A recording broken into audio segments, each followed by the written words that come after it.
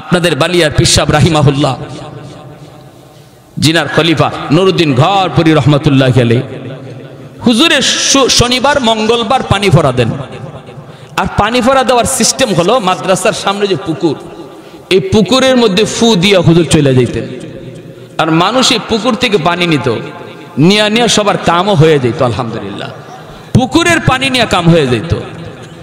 একদিন হুজুরের এক ভক্ত, খুব কঠিন ভক্ত, আইসা বলতেছে, হুজুর আপনি পুকুরের মধ্যে ফু দিয়া যান, আর পুকুরের এই ফু কোন জায়গায় লাগলো কোথায় লাগলো না এটা আমরা বুঝবো কেমন করে? হুজুর আমার একই নয় না, আপনি আমার এই জগটার মধ্যে একটু ফু দেন।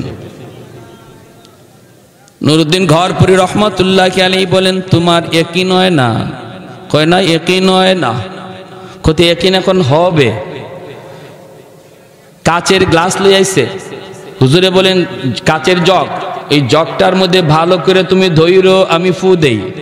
আমাদের উস্তাদরা পাশেই বসা ছিলেন, সবাই নিজের চোখে দেখছেন। উস্তাদগণ বলছেন, কাচের জগটা তুমি ভালো করে ধৈর্য, আমি ফু দেই। হে কাচের জগটা এমনি ধৈর্য রাখছে। আল্লাহর ওলি তিনি ফু দিলেন, ফু দেওয়া মাত্র কাচের জগটা টাস টাস করে ভেঙ্গে পানিটা মাটিতে পড়ে গেল। এ ভাই, এজন্য বলি উলামায়ে কেরামের কোনো দোষ নাই। পানি পড়ায় আজকাল কেন কাম হয় না রে যুবক? এক জমানায় কাম হয়েছে। কোন জমানায় কাম হয়েছে? যেই জমানায় মুসলমানের ঘরে রহমতের দরজা খোলা ছিল, ফজরের পরে ঘর থেকে কোরআন তেলাওয়াতের আওয়াজ শোনা যাইত, ঠিক না? এক সময় গ্রামের ভিতর দিয়া যদি চলতাম, প্রতিটা ঘর থেকে মা বোনদের কোরআন তেলাওয়াতের আওয়াজ শোনা যাইত। কিন্তু এখন গ্রামের ভিতর দিয়া হাঁটলে মনে হয় ফজরের পরে সব মরে গেছে। রাতের বেলা চুরি করা যতটা সহজ, ফজরের পরে মনে হয় এর চেয়ে আরো বেশি সহজ, ঠিক না? কোনো খবর নাই, কোনো খবর নাই। তাহলে হুজুরের পানি পড়া ঢুকবো কোন দিক দিয়া? হুজুরের এই কোরআন পইরা ফু দিব, এই তাবিজ পড়া ঢুকবো কোন দিক দিয়া? এজন্য বলতেছি, হারাম ঘরে ঢুকানো বন্ধ করো, হারাম ঘরে বাজানো বন্ধ করো। মুসলমানের ঘরে এখন গান চলে, খেলাধুলার আয়োজন চলে, অথচ সপ্তাহে সপ্তাহ চলে যায়, কোরআন তিলাওয়াতের আওয়াজ হয় না, ঠিক কিনা? মাসকে মাস চলে যায়, কোরআন তেলাওয়াতের আওয়াজ হয় না, হয় না রে আল্লাহর গোলাম। বাইজিদ বুস্তামি আল্লাহর বহুত বড় একজন ওলি। তিনি যেদিন ইন্তেকাল করলেন, স্বপ্ন যুগে আল্লাহর এক ওলি তারে স্বপ্নে দেখলেন, জিজ্ঞেস করতেছেন, ওগো আল্লাহর ওলি, কবর জগতে কেমন ব্যবহার করা হলো? বাইজিদ বুস্তামি বলেন, আল্লাহ আমাকে জিজ্ঞেস করলেন, বাইজিদ রে কি নিয়ে আসছো আমি আল্লাহর দরবারে? আমি মনে মনে ভাবলাম, আমলের কথা যদি বলি ধরা খেয়ে যাব, কারণ আমলের ভিতরে কত গন্ডগোল। আমলের নিয়ত যদি সহি না থাকে, আমল কবুল হবে না। মানুষকে দেখানো যদি উদ্দেশ্য থাকে, নামাজ কবুল হবে না। মানুষকে দেখানো যদি উদ্দেশ্য থাকে, দান করা কবুল হয় না। তাহলে আমলের কথা বলা যাবে না। বলবো কি? কই ইমানের কথাটা বলি।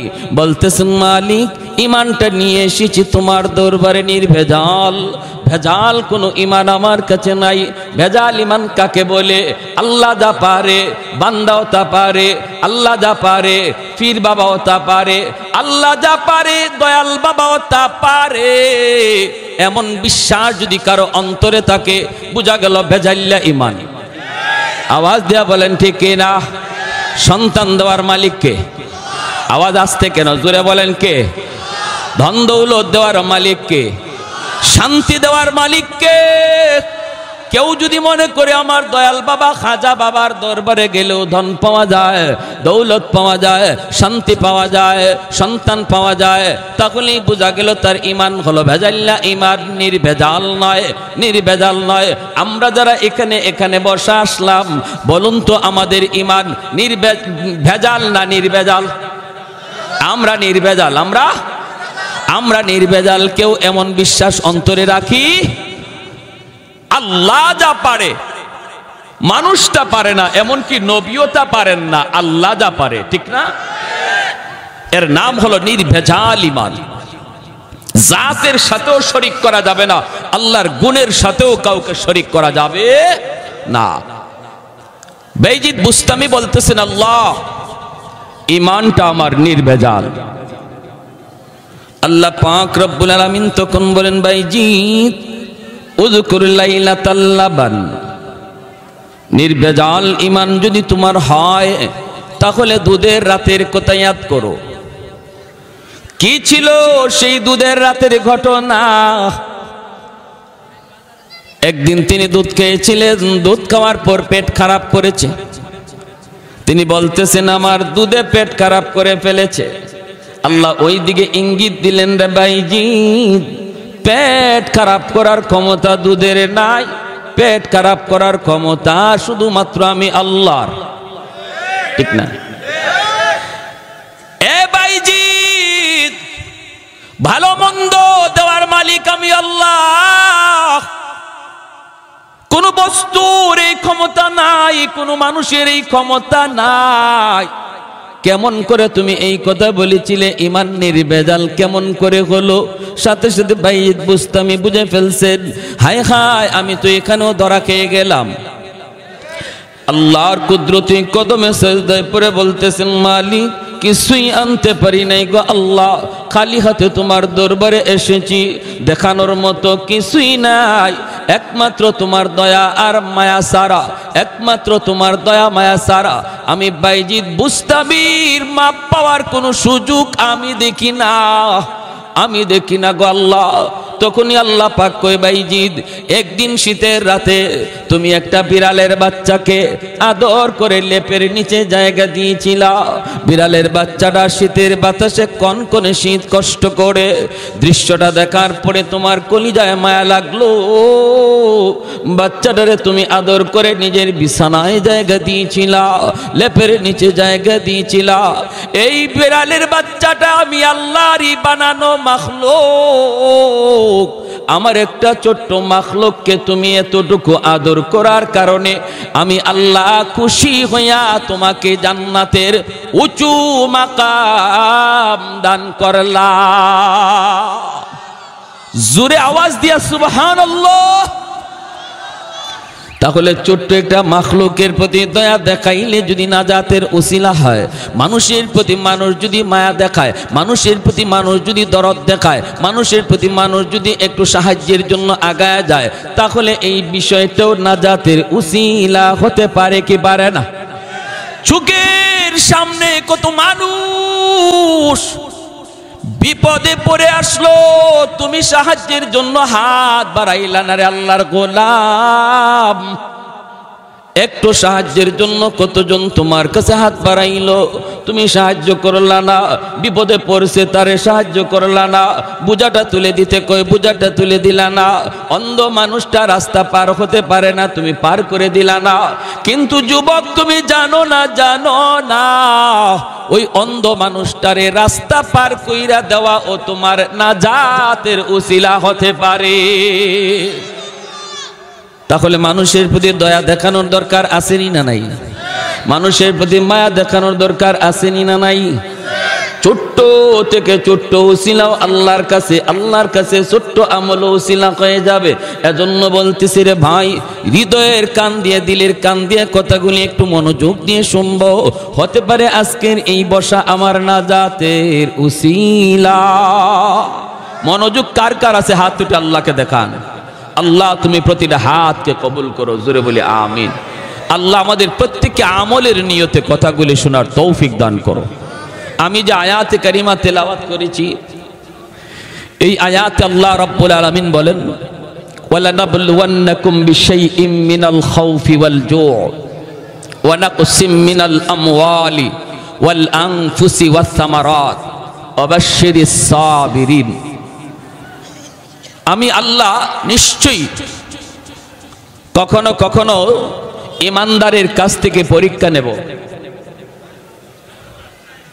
বিপদ আপদ দিয়া, মুসিবত দিয়া, ক্ষুধার যন্ত্রণা দিয়া, জানের ভয় দিয়া, মালের উপরে কোনো বিপদ দিয়া, বিভিন্ন আকারে মুসিবত আপদ বিপদ দিয়া আমি আমার বান্দার ঈমানের পরীক্ষা নেব। এই পরীক্ষায় যারা সবর করবে, আল্লাহ বলেন, বন্ধু তুমি জানায় দাও তাদের জন্য আমি আল্লাহর পক্ষ থেকে জান্নাতের সুসংবাদ। বিপদের সময় যারা সবর করবে তাদের জন্য আল্লাহর পক্ষ থেকে জান্নাতের সুসংবাদ। বলুন তো, আমার আপনার জীবনে কম বেশি ছোট বড় বিপদ আসেনি না নাই? এমন কোনো মানুষ পাওয়া যাবে না দুনিয়ায় যে বলবে যে আমার জীবনে কোনো বিপদ নাই, আমার জীবনে কোনো কষ্ট নাই, আমার জীবনে কোনো পেরেশানি নাই, শুধু সুখ আর সুখ, এমন মানুষ দুনিয়ায় মিলবে না।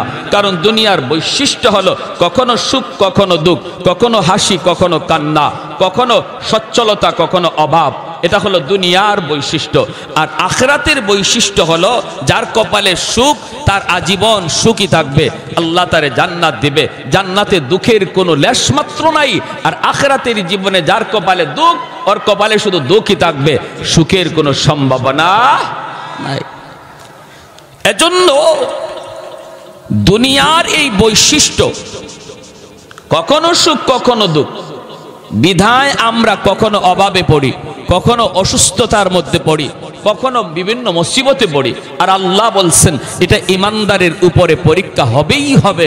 যে বলবে আমি ইমানদার, আহাসিবান নাসু আইয়ুতরাকু আইয়াকুলু আমান্না ওয়া হুম লা ইফতানুন। আল্লাহ বলেন মানুষ কি মনে করে সে বলবে আমি ইমানদার, অথচ আমি আল্লাহ তার কাছ থেকে ইমানের পরীক্ষা নেব না? এটা কি মানুষ মনে করে? না না, এমনটা মনে করো না। তুমি যদি বলো আমি ইমানদার, তুমি যদি বলো আমি আল্লাহকে বিশ্বাস করি, তাহলে মনে রাখো তোমার ইমান এত বড় দৌলত, এত বড় দৌলত। তাম দুনিয়ার সমস্ত সহায় সম্পদ যদি এক পাল্লায় রাখা হয়, আদনা থেকে আদনা মুমিনের ইমান এক পাল্লায় রাখা হয়, ইমানের পাল্লা ভারী হবে। যেই ইমানের খাতিরে আমি আল্লাহ তোমার জান্নাত দিব, এত দামি বস্তুর পরীক্ষা কিছু হবেই। সেটা হয়তোবা জীবনে একবার, কারো হতে পারে জীবনে দুইবার, কারো হতে পারে বিপদ, কারো হতে পারে সেই পরীক্ষাটা ছোট, কারো জন্য পরীক্ষা হতে পারে বড়। যার ইমান যত মজবুত তার পরীক্ষা তত কঠিন, যার ইমান যত মজবুত তার পরীক্ষা তত কঠিন। নবীগণের ইমান ছিল খুব বেশি মজবুত, এজন্য নবীদের ইমানের পরীক্ষাও ছিল খুব কঠিন। আর আমাদের ইমানটাই দুর্বল, এজন্য আল্লাহর পক্ষ থেকে পরীক্ষাটাও আসে ছোট ছোট, কখনো অসুস্থতা, কখনো ছোটখাটো বিপদ, কখনো অভাব। এর দ্বারা আমাদের উপরে ইমানি পরীক্ষা আসে। প্যারে হাজিরিন, ওই পরীক্ষাগুলাতে কে সবর করলো আর কে সবর করলো না, এর আলামত হলো বিপদে পইরাও, মুসিবতে থাইকাও, অভাবে থাকাকালীন সময়েও যে মানুষ আল্লাহকে ডাকে, আল্লাহর গোলামি করে, তারে মসজিদে পাওয়া যায়। অভাবে আছে এরপরও মসজিদ ছাড়ে না, অভাবে আছে এরপরও আল্লাহর জিকির ছাড়ে না, অভাবে আছে এরপরও হারাম পথে যায় না। বোঝা গেল সে আল্লাহর দেওয়া পরীক্ষার মধ্যে সে পাশ করেছে, বোঝা গেল সে পরীক্ষায় পাশ করেছে। সাইয়্যিদুনা আইয়ুব আলাইহিস সালাম বহুত বড় আল্লাহর এক পয়গম্বর, বনি ইসরাইলের জলিলুল কদর একজন পয়গম্বর। কি পরিমাণ পরীক্ষা ওনার উপর দিয়ে গেছে, তাহলে একটু আমাদের বুঝে আসবে যে আল্লাহ আমাকে আপনাকে দুনিয়ায় যে ছোটখাটো বিপদ দেয়, এই বিপদগুলা আমাদের জন্য কতটা সহজ। যদি নবীর এই পরীক্ষাটা শুনি আমরা ধারাবাহিকভাবে, তাহলে বুঝতে পারবো ইমানি পরীক্ষা কত কঠিন আর আমাদের উপরে যা আস। ঠিক কিনা, ঠিক কিনা? মনোযোগ আছে তো ইনশাআল্লাহ? সবার মনোযোগ আছে তো ইনশাআল্লাহ? ভাইরা আমার, হযরত আইয়ুব আলাইহিস সালাম বনি ইসরাইলের বহুত বড় একজন জলিলুল কদর পয়গম্বর। আল্লাহ পাক এমন এমন নিয়ামত তারে দিয়া রাখছেন, নিয়ামতের সাগরে হাবুডুবু খাইতেছিলেন, কোনো দিক দিয়ে কোনো অভাব নাই, কোনো অভাব নাই। যেমন আল্লাহ তারে সুস্থতার নিয়ামত দিছেন, তেমন আল্লাহ তারে দৌলত দিছেন, সহায় সম্পদ দিছেন, রাজত্ব দিছেন। 4টা 6টা জোয়ান জোয়ান ছেলে আল্লাহ তারে দিছেন, ছেলেরাও জোয়ান। আর 4 জন বিবি দিছেন। সর্বদিক দিয়ে 70 বছরের হায়াতের জীবন, সুস্থতার 70 বছরের হায়াতের জীবনে ওনার একটা মাথা ব্যথা পর্যন্ত হয় নাই। তাফসীরি কিতাবে লিখেন ঘাম বিচি পর্যন্ত উঠে নাই। আল্লাহ তারে এত নিয়ামত দেয়া রাখছেন, যেরকম সুবহানাল্লাহ। আমার ভাইয়েরা, বন্ধুরা, যুবক, সুস্থতার চেয়ে বড় নিয়ামত আর কিছু নাই। একজন মানুষের জীবনের সবচেয়ে বড় নিয়ামত হলো সুস্থতার আল্লাহর গোলাম। এজন্যই তো মূসা নবী আল্লাহকে জিজ্ঞেস করেছিলেন, মালিক, আমি যদি খোদা হই, তুমি যদি বান্দা হও, আমার কাছে তুমি কি চাইবা? প্রশ্নটা বুঝছেন? আল্লাহ, আমি যদি খোদা হই, তুমি যদি বান্দা হও, কি চাইবা? আল্লাহ তখন বলেন, মূসা রে, এমন তো হবে না, যদি হইতো আমি সুস্থতার নিয়ামত চাইতাম। মূসা নবী কয়, মালিক, আমি পেয়ে গেছি, কি চাইবো? তোমার কাছে আমি কি চাইবো? পেয়ে গেছি মালিক, আমিও সুস্থতার নিয়ামত চাই, সুস্থতার নিয়ামত চাই। এজন্য রে ভাই, আইয়ুব আলাইহিস সালামকে আল্লাহ পাক সুস্থতার নিয়ামত আল্লাহ দান করেছেন, সহায় সম্পদ দান করেছেন, স্ত্রী দান করেছেন, সন্তান দান করেছেন, রাজত্ব দিয়েছেন, ধন দৌলত, একটার পর একটা বাগান, একটার পর একটা ইন্ডাস্ট্রি, একটার পর একটা শিল্প কারখানা, বাড়তেই শুধু থাকলো, বাড়তেই থাকলো। এত কিছু নিয়ামতের ভিতরেও আল্লাহর পয়গম্বর আল্লাহর গোলামি করা ছাড়েন না, আল্লাহর শুকর বন্ধ করেন না, আল্লাহর জিকির বন্ধ করেন না। সমাজে কিছু মানুষ পাওয়া যাবে, যখন পয়সা করি হাতের মধ্যে আসে, তখনই সে গুনার দিকে ধাবিত হয়। অনেক মানুষ, অনেক শিল্পপতি পাওয়া যায়, শিল্পপতি পাওয়া যায়, রাত 2টা বাজে 3টা বাজে ঘরে ঢুকে, স্ত্রী জানে না কখন স্বামী ঘরে ঢুকলো। কোটিপতির সন্তান রাত কয়টা বাজে ঘরে আসে, বাবা জানে না, মা জানে না, মা জানে না। পয়সায় অনেককে নষ্ট করে ফেলে, চরিত্র নষ্ট করে ফেলে, ক্যারেক্টার নষ্ট করে ফেলে। মানুষ যখন সুখে পড়ে, কেউ কেউ আছে আল্লাহকে ভুলে যায়। কিন্তু আল্লাহর পয়গম্বর সাইয়্যিদুনা আইয়ুব আলাইহিস সালাম তার অভাব তো নাই, সুখে আছেন, আল্লাহকে ভুলেন না, আল্লাহকে ভুলেন না, আল্লাহর গোলামি বাদ দেন না। জিকির বন্ধ নাই, আল্লাহর জিকির বন্ধ নাই। ইবলিস তখন ডাক দিয়ে কয়, ওগো আল্লাহ, তোমার পয়গম্বর এত তোমারে ডাকে কেন জানোনি? কেন যাকে জানোনি? কেন? আল্লাহ পাকে ইবলিস কয়, সুখে রাখছো এজন্য তোমারে ডাকে, সুখে রাখছো এজন্য তোমার জিকির করে। অভাব কি জিনিস জানে না, বিপদ কি জিনিস বুঝে না, মুসিবত কি জিনিস জানে না, পরীক্ষা কি জিনিস এখনো বুঝে নাই। আমি ইবলিসের মনে হয়, যদি তুমি তারে বিপদে ফালাও, জিকির করবে দূরের কথা, তোমার নাম পর্যন্ত ভুলে যাবে। নাউজুবিল্লাহ। আল্লাহ পাক রব্বুল আলামিন তখন বলে, রে ইবলিস, ভালো করে শুন, ভালো করে শুন। আইয়ুব আমি আল্লাহর পয়গম্বর। পয়গম্বর ইচ্ছা করে হওয়া যায় না, আমলের দ্বারা অলি হওয়া যায়, নবী হওয়া যায় না, বুজুর্গ হওয়া যায়, নবী হওয়া যায় না। নবী আল্লাহ নিজে পছন্দ করেন, আল্লাহ নিজে নির্বাচন করেন। আল্লাহ বলে, ইবলিস শুন, আইয়ুবকে আমি আল্লাহ নির্বাচন করেছি, অতএব তোর ধারণা ভুল, ধারণা ভুল। এমনটা হতেই পারে না, হতেই পারে না। ইবলিস কয়, তাহলে বিপদে ফালায়া দেখো, পরীক্ষায় ফালায়া দেখো, দেখো না তোমার নাম কেমনে লয়, তোমার নাম কেমনে লয়। আমি তো বললাম নাম ভুলেই যাবে, নাম ভুলেই যাবে, নামই মনে থাকবে না। আল্লাহ পাক বলে, তাহলে দেখ চ্যালেঞ্জ, তোর সাথে আমি আল্লাহর চ্যালেঞ্জ, দেখ দেখ। আমার আইয়ুবের উপর পরীক্ষা শুরু হয়ে গেল। 1 নম্বরই পরীক্ষা আল্লাহ পাক রব্বুল আলামিন দিলেন, রে যুবক, সহায় সম্পদগুলি একে একে ধ্বংস হতে লাগলো।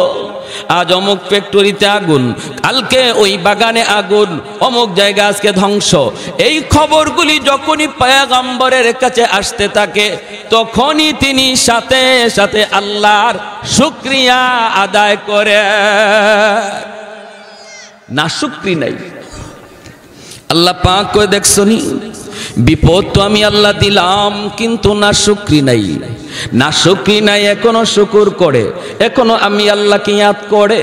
এতগুলি সহায় সম্পদ নষ্ট হয়ে গেল, এরপরেও কিন্তু আমি আল্লাহকে ভুলে না।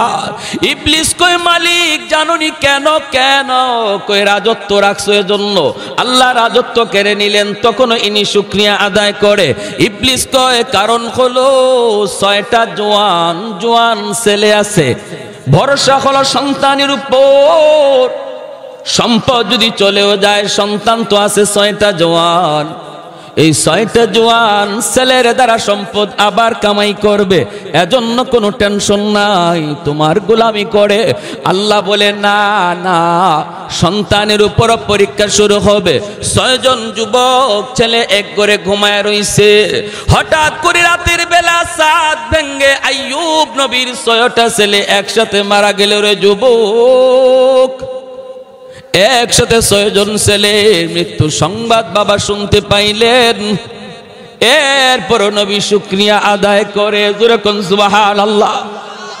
আল্লাহর কাছে ডাক দেয়া কর মালিক, সন্তান তো আমার কাছে ছিল আমানত, এই সন্তানের মালিক তো আমি না, সন্তানের মালিক তুমি। আমার আপনার কাছে সন্তান আল্লাহর তরফ থেকে আমানত, দখলে আমার। এই সন্তান নিজের খুশি মতো চালানো যাবে না, আমানতের বস্তু নিজের মর্জি মতো ব্যয় করা যায় না, করলেই সেটা খেয়ানত হয়। আমানতের বস্তু নিজের মর্জি মতো ব্যয় করা যায় না, করলেই সেটা খেয়ানত হয়। কেমনে ব্যয় করতে হয়? কয় মালিকের নির্দেশ মতো, মালিক যেভাবে বলে সেইভাবে, তাহলেই আমানতদারি রক্ষা হয়। সন্তান আল্লাহর তরফ থেকে আমার আপনার কাছে আমানত। এজন্য সন্তানকে যা খুশি তা শেখানো যাবে না, যা খুশি তা দেখানো যাবে না, যা খুশি তা পরানো যাবে না, যা খুশি তা তারে জামাও পরানো যাবে না, যা খুশি তা তারে তা শোনানো যাবে না। সন্তানকে কি শোনাবো, সন্তানকে কি দেখাবো, সন্তানকে কি পড়াবো, সেই জিনিসটাও চলবে আল্লাহর মর্জি মতো, তবেই আমানতদারি রক্ষা হবে। হাসরের মাঠে বহু বাপমা আল্লাহর আদালতে খিয়ানতকারী হিসেবে কাঠগড়ায় দাঁড়াবে, আর সেই মামলাটা দায়ের করবে তার সন্তান মামলা দায়ের করবে বাপমার বিরুদ্ধে। আল্লাহ, আমি ছোট ছিলাম, আমি বুঝি নাই, কোথায় পড়লে পরে তোমাকে চেনা যায়, কোন শিক্ষা লাভ করলে পরে আখিরাত জানা যায়। আল্লাহ, আমি ছোট্ট বাবু ছিলাম, আমি বুঝতাম না। আল্লাহ, আমার বাপমা বুঝতেন, তারা কেন আমাকে ওই শিক্ষা দিলেন না? আমি আজ যে কারণে জাহান্নামী হলাম, আমার বাপমা আমার চেয়ে ডাবল অপরাধী, তাদেরকে জাহান্নামের ডাবল শাস্তি দাও। রব্বানা আতিহিম দিআফাইন মিনাল আযাব ওয়াল আনহুম লা'নান কাবীরা। সন্তান বাপমাকে আল্লাহর আদালতে আসামির কাঠগড়ায় দাঁড় করায় দিবে।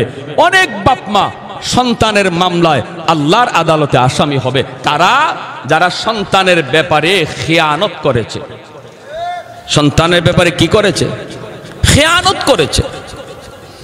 যেই বয়সটাতে তাকে আল্লাহর নাম শিখানোর কথা, যেই বয়সটাতে তাকে আখিরাত জানানোর কথা, যেই বয়সটাতে তারে কালেমা শিখানোর কথা, যেই বয়সে তারে কোরআন সহি শুদ্ধ করে শিখানোর কথা, যেই বয়সে ইসলামের মৌলিক জ্ঞান তার অন্তরে দেওয়ার কথা, এই শিক্ষা না দেওয়ার কারণে, এই বয়সে তারা সেই শিক্ষা না দেওয়ার কারণে আল্লাহর আদালতে সন্তান মামলা দিবে। আর এই সন্তান বড় হইয়া সে যখন কলেজে যাবে, শিশুকালে বাপমা তারে এই শিক্ষা না দেওয়ায় সে কলেজে গিয়ে বেনামাজি হবে, ভার্সিটিতে গিয়ে বেনামাজি হবে, নাস্তিকদের কাছে গিয়ে সে নাস্তিক হবে, ইসলামের বিরুদ্ধে কথা বলবে।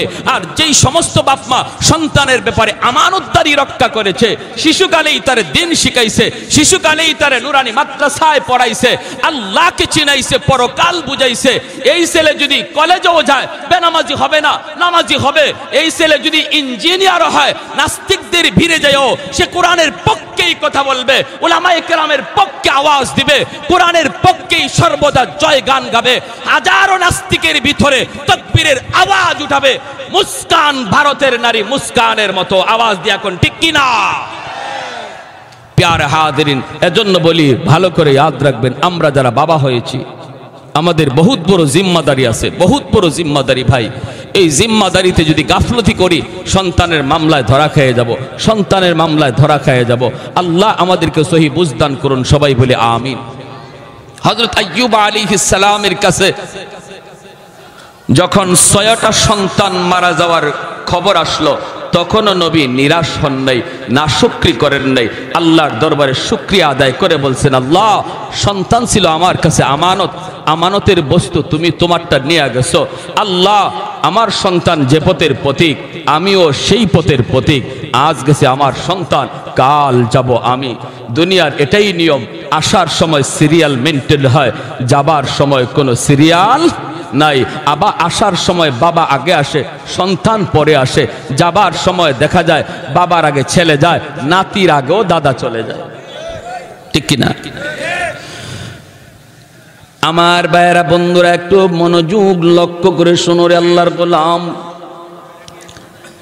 যেই মাত্র আইয়ুব আলাইহিস সালামের কাছে 6টা ছেলের মৃত্যু সংবাদ কানে আসলো, তখনও নবী শুকরিয়া আদায় করেন। আল্লাহ পাক ইবলিসকে ডাক দেয়া বলে, ইবলিস দেখ, পরীক্ষায় আমার আইয়ুব একে একে যতগুলি পরীক্ষা আমি আল্লাহ তারে দিচ্ছি রে, সবগুলি পরীক্ষায় আইয়ুব পাশ করেছে, শুধু না A+ পায়া পাশ করেছে।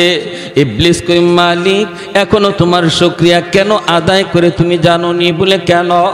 এখনো তার 4টা স্ত্রী এখনো জমিনে আছে গো। 4 জন স্ত্রী যেই স্বামীর আছে তার কিসের টেনশন? ছেলে 6টা চলে যাক না 10টা চলে যাক, স্ত্রী তো আছে, সন্তান আবার দুনিয়া আসবে। এই ভরসায় তোমার গোলামি করে, এই ভরসায় এখনো তোমার উপরে সে নারাজ হয় না, এখনো নারাজ হয় না। আল্লাহ পাককে একে একে পরীক্ষা দেওয়ার জন্য শয়তান উদ্বুদ্ধ করতেছে। আল্লাহ পাক কয়, তাহলে শুন, 4টা স্ত্রীর উপর পরীক্ষা শুরু হয়ে গেল। 4 জন স্ত্রী, 3 জন এক কাঠের মধ্যে ঘুমায় আছেন। একজন বিবি রহিমা, তিনি আছেন নবীর সাথে রাতের বেলা। যেই রাত্রে 3 জন এক কাঠের মধ্যে শুয়ে আছেন রে আল্লাহর গোলাম, ওই রাতে 7 পইরা 3 জন স্ত্রী মারা গেলেন। এই খবর নবীর কাছে যখন আসলো, তখনও নবী নাশুকরি করে না, তখনও আল্লাহর শুকরিয়া আদায় করে, তখনও আল্লাহর শুকরিয়া আদায় করে। আল্লাহ পাক রব্বুল আলামিন কয়, এরে ইবলিস, দেখ তো দেখি, দেখ আমার পয়গম্বর আইয়ুব কিন্তু এখনো আমি আল্লাহর শুকরিয়া আদায় করে। ইবলিস তখন কয়, কি শুনবেন? ইবলিস তখন কয়, মালিক, এখনো শুকরিয়া আদায় করে, কারণ তারে সুস্থতার নিয়ামত তুমি দিয়েছ। হাত 2টা এখনো তার সুস্থ, পা 2টা এখনো সুস্থ, এখনো সে সুস্থ শরীর নিয়ে চলাফেরা করতে পারে।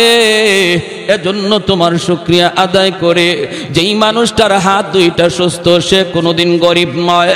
যার হাত পা 2টা সুস্থ, সেও গরিব নয়, কারণ সে কর্ম করে খাইতে পারে। ঠিক কিনা জোরে কন? কর্ম করে খাইতে পারে, সে গরিব নয়, গরিব নয়। আল্লাহ পাক রব্বুল আলামিনকে ইবলিস তখন ডাক দিয়ে কই, মালিক, এজন্য তোমার এখনো শুকরিয়া আদায় করে। আল্লাহ পাক কয়, ইবলিস শুন, তুই যত কথা বলস না কেন রে, আইয়ুব এমনে এমনে নবী হয় নাই, আমি আল্লাহ তারে নবী বানাইছি। নফল বন্দেগীর মাধ্যমে আল্লাহর ওলি হওয়া যায়, আব্দুল কাদের জিলানী হওয়া যায়, মঈনুদ্দিন চিশতি হওয়া যায়, কিন্তু নবী পয়গম্বর হওয়া যায় না, সাহাবী হওয়া যায় না। সাহাবী আল্লাহ পাক নিজে চয়েস করেন নবী পয়গম্বর কে হবে, সেটাও আল্লাহ পাকের চয়েস করা, আল্লাহ পাকের চয়েস করা। রব্বুল আলামিন তখন ডাক দিয়ে কই, ইবলিস, তাহলে শুন, এইবার পরীক্ষা শুরু হবে আমার পয়গম্বরের শারীরিক পরীক্ষা, দেহের উপরে পরীক্ষা শুরু হবে। এরে যুবক, দিলটা একটু নরম করে কথাগুলি শুনো রে আল্লাহর গোলাম। দুনিয়াতে কম বেশি পরীক্ষা আমাদের সবার জীবনে আসে। কেউ কখনো অসুস্থ হইয়া মসজিদ সাইরা দেই, কেউ কখনো বিপদে পইরা আল্লাহর নাম সাইরা দেই। আমি আমার জীবনে পেয়েছি, সিলেটের এক জায়গায় ওয়াজে গিয়েছিলাম, মানুষজন আমারে কইতেছে, হুজুর, ওই যে একটা ঘর দেখতেছেন, এই ঘরের লোকটা ছিল অনেক নামাজি বড় দিনদার, লোকটা ছিল বড় নামাজি বড় দিনদার। হঠাৎ করে লোকটা একটা একটা বিপদে পড়ে গেল। বিপদে পড়ার পরই সে চিৎকার করে কয়, এত নামাজ পড়লাম, এত রোজা রাখলাম, এত আল্লাহরে ডাকলাম, আল্লাহ আমারে কেন বিপদে ফেলাইল?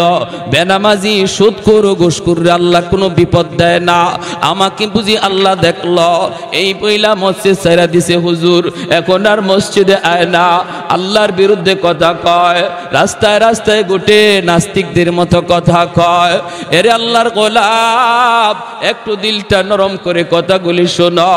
যদি তুমি বিপদের সময় সবর কইরা বিপদের সময় তুমি আল্লাহকে ডাকো, হাসরের ময়দানে আল্লাহ পাক আইয়ুব নবীর সাথে তোমারে জান্নাত দান করবে। জোরে কোন সুবহানাল্লাহ। শরীরের পশমের গোড়ায় গোড়ায় ফুসকা পড়ে গেল, ফুসকা। এই ফুসকার ভিতরে পোকা জন্ম নিল, পোকা। ফুসকার ভিতরে পোকা জন্ম নিল, শরীর পচে যাইতে লাগলো, সারা শরীরটা আস্তে আস্তে পচতে শুরু করলো। ভাইরে নবী, শরীর থেকে এত দুর্গন্ধ বের হয়, এলাকার মানুষজন কয়, ঘরের প্রতিবেশী লোকে কয়, প্রতিবেশীরাও ডাক দিয়া কয়, তাড়াতাড়ি ঘর থেকে বের করো, এলাকায় থাকা যাবে না, এত দুর্গন্ধ, সারা শরীর পচে যাইতেছে। আল্লাহর পয়গম্বর, 4 জন বিবি ছিল, 3 জন তো মারা গেছে, একজন জীবিত। তিনি কে? তিনি হলেন বিবি রহিমা। মানুষজন ডাইকা কয়, রহিমা, ও রহিমা, আমরা সবাই গেলাম, তুমিও কি যাইবা না স্বামীর সাথে থাকবা? আল্লাহর বান্দি তখন বলতেছে, তোমরা সবাই চলে যেতে পারো গো, কিন্তু আমার স্বামী আমি ছাড়ব না, আমি আমার স্বামীকে ছেড়ে যাব না, স্বামীর খেদমত ভুলবো না। ও রহিমা, তোমার নাকে কি কোনো দুর্গন্ধ লাগে না? বিবি রহিমা তখন ডাক দেয়া বলতেছে, আমার নাকে কোনো দুর্গন্ধ লাগে না। কই, তাহলে তাড়াতাড়ি স্বামীরে লইয়া তুমি ঘর থেকে বের হও, যেখানে মন চায় সেখানে যাও, আমরা দুর্গন্ধের কারণে টিকতে পারি না, তোমার যেভাবে মন চায় সেদিকে যাও। তিনি ঘর থেকে স্বামীরে নিয়ে বের হয়ে গেলেন। আল্লাহর পয়গম্বর আইয়ুব আলাইহিস সালাম, যার এক সময় এই এলাকার রাজত্ব ছিল, এক সময় আল্লাহ পাক তারে কোটি কোটি সম্পদের মালিক দিয়া রাখলো। 24 ঘন্টা তার দরজার পাশে অভাবী মানুষ দাঁড়ায় থাকত, অনবরত যাদেরকে তিনি দান করতেন। আজ ওই মানুষগুলো কয়, রহিমা তাড়াতাড়ি যাও, তাড়াতাড়ি সরো গো, এলাকায় থাকতে পারি না। কই যাইবা তুমি জানো? ঘর থেকে বের হইয়া আল্লাহর বান্দি স্বামীরে নিয়ে তিনি রাস্তায় আসলেন। রাস্তা দিয়ে পথিকেরা যায়, পথিকেরা ডাক দেয়া কয়, রহিমা, রাস্তা দেখে স্বামীরে নিয়ে যাবা, মন চাই সেদিকে যাও, আমরা রাস্তায় হাঁটা চলা করতে পারি না, রাস্তায় আমরা হাঁটা চলা করতে পারি না। আল্লাহর বান্দি স্বামীর নিয়া চোখের পানিটা মুইসা মুইসা তিনি বের হয়ে যাইতেছেন। তিনিও সাধারণ কোনো মহিলা না রে ভাই, তোমরা মনে করতে পারো তিনি হয়তো কোনো গরিব গরিব মেয়ে ছিলেন, এজন্য তিনি স্বামীর নিয়ে বের হচ্ছেন না। বিবি রহিমা তিনিও ছিলেন কে? তিনিও ছিলেন নবী পরিবারের সন্তান, হযরত ইউসুফ আলাইহিস সালামের নাতিন, ছেলের ঘরের নাতিন। আল্লাহু আকবার। নবী পয়গম্বর গণের পরিবারের সন্তান, রাজ পরিবারের মেয়ে, রাজ পরিবারের মহিলা। মুহূর্তের ভিতরে তিনিও স্বামীরে ফালায়া চলে যেতে পারতেন, কারণ বাবার বাড়ি হলো রাজবাড়ি, বাবার বাড়ি হলো রাজবাড়ি, আবার নবী পরিবারের একজন মেয়ে। কিন্তু না না, তিনি বুঝতেন স্বামীর কদর, স্বামী কত বড় দৌলত, এটা তিনি বুঝতেন। বিদায় বলছেন, তোমাদের নাকে গন্ধ লাগে, কিন্তু আমার স্বামীর পচা গন্ধ আমার নাকে লাগে না। রাস্তার পাশেও থাকতে দিল না, স্বামীকে লইয়া মাঠে চলে গেলেন। মাঠে, ও আমার বিনোদর চোরের মা বোনেরা, একটু মনোযোগ দিয়া খেয়াল করে শোনো গো মা, তোমাদের ঘটনা বলতেছি, তোমাদের একটা ইতিহাস বলতেছি। কাকে বলে স্ত্রী, কাকে বলে স্বামী, কাকে বলে সংসার, একটু মনোযোগ দিয়ে শোনো, এমন সংসার যদি করতে পারো ঘরটা জান্নাতি ঘর হয়ে যাবে। এই সন্তানগুলিকে আল্লাহ জান্নাতি সন্তান বানায় দিবে, মেধাবী সন্তান আল্লাহ বানায় দিবে। যেই ঘরের মধ্যে স্বামী স্ত্রীর ভিতরে মহব্বত থাকে, এই ঘরের সন্তানগুলিকে আল্লাহ পাক মেধাবী বানায় দেয়, হাফেজে কোরআন বানায়, আলেমে দ্বীন বানায়, মুফতি মুহাদ্দিস বানায়। যেই ঘরে স্বামী স্ত্রীর মধ্যে ঝগড়া হয়, যেই ঘরে স্বামী স্ত্রীর মধ্যে গালাগালি হয়, এই ঘরে সন্তান চেষ্টা করো তার মেধাবী বানানো যায় না। কারণ বাপ মার সর্বদা ঝগড়ার গালাগালির বদাসর সন্তানের উপরে যায় পড়ে। তুমি যদি সন্তানকে মানুষের মতো মানুষ বানাইতে চাও, আগে ঘরটারে সুন্দর করো, ঘরটারে সুন্দর করো।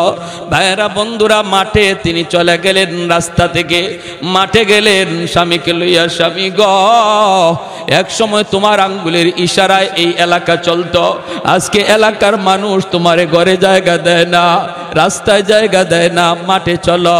মাঠে গেলেন, কৃষকেরা আসতে দৌড়ায় আইসা বলতেছে, রহিমা এখানে যদি স্বামীর নিয়ে থাকো আমরা মাঠে কোনো কাম কাজ করতে পারবো না, এত দুর্গন্ধ, এত দুর্গন্ধ, আমরা মাঠে কাম কাজ করতে পারবো না, তুমি অন্য কোথাও চলে যাও। আল্লাহর বান্দি স্বামীর নিয়ে তিনি কোথায় যাবেন, কোন দিকে যাবেন? জঙ্গলের দিকে রওনা দিছেন। জঙ্গলের পাশে যায় তিনি দেখতে পেলেন একটা ডাস্টবিন, সর্বদা দুর্গন্ধ বের হয়। ডাস্টবিনের পাশে যায় তিনি জায়গা করে নিলেন। এই ডাস্টবিনের দুর্গন্ধের কারণে কোনো মানুষজন এই রাস্তা দিয়ে, এই জায়গা দিয়ে যাতায়াত করে না। তিনি বুঝলেন মানুষ যখন আসে না, তাহলে আমাকে কেউ এখান থেকে সরাবে না। এই জায়গাটাতে স্বামীকে নিয়ে তিনি থাকতে শুরু করলেন। ডাস্টবিনের গন্ধ আল্লাহর বান্দির নাকে লাগে না, স্বামীর দুর্গন্ধ নাকে লাগে না। এখানেই স্বামীকে নিয়ে তিনি পইরা আছেন। বাইরে একদিন দুই দিন নয়, মাসকে মাস চলছে। দিনের বেলা মানুষের বাড়িতে যান কাম কাজ করার জন্য, যাইয়া তিনি কাম কইরা কিছু খাবার সংগ্রহ কইরা স্বামীকে আইনা খাওয়ান, হালুয়া খাওয়ান। হালুয়া শক্ত খাবার খাওয়াইতে পারেন না, স্বামী খাইতে পারেন না। আইয়ুব আলাইহিস সালামের পুরা দেহটা পুকে খেয়ে ফেলতেছে, জিহ্বাটা এখনো পুকে ধরে নাই। আইয়ুব নবী ডাক দিয়া কয়, মালিক সারা দেহ আমার পুকে খাক, আমার আপত্তি নাই, আপত্তি নাই। যখনই আমি তোমাকে জিহ্বা দিয়া আল্লাহ কইয়া ডাক দিতে দেই, সাথে সাথে আমার সব কষ্ট আমি ভুলে যাই। ও মালিক, এজন্য তোমার কাছে আমার আবদার, আমার জিহ্বাটারে তুমি পোকা দিয়া খাওয়ায়ো না, যেন আমি জিহ্বা দিয়ে তোমাকে আল্লাহ আল্লাহ কইয়া ডাকতে পারি। জোরে কোন সুবহানাল্লাহ। ভাইরা আমার, আল্লাহর বান্দি মানুষের বাড়িতে যে কাম করেন, হালুয়া পাকায়া স্বামীরে তিনি খাওয়ান। কেমনে খাওয়ান রে ভাই? চামচ দিয়া খানা দিতে পারেন না, দিলে পরে চামচটা লাগলে নবী ব্যথা পান, কারণ দাঁতের মাড়িটা পর্যন্ত পচে গেছে, এমনি ভাবে ঠোঁট পর্যন্ত সব পচে গেছে।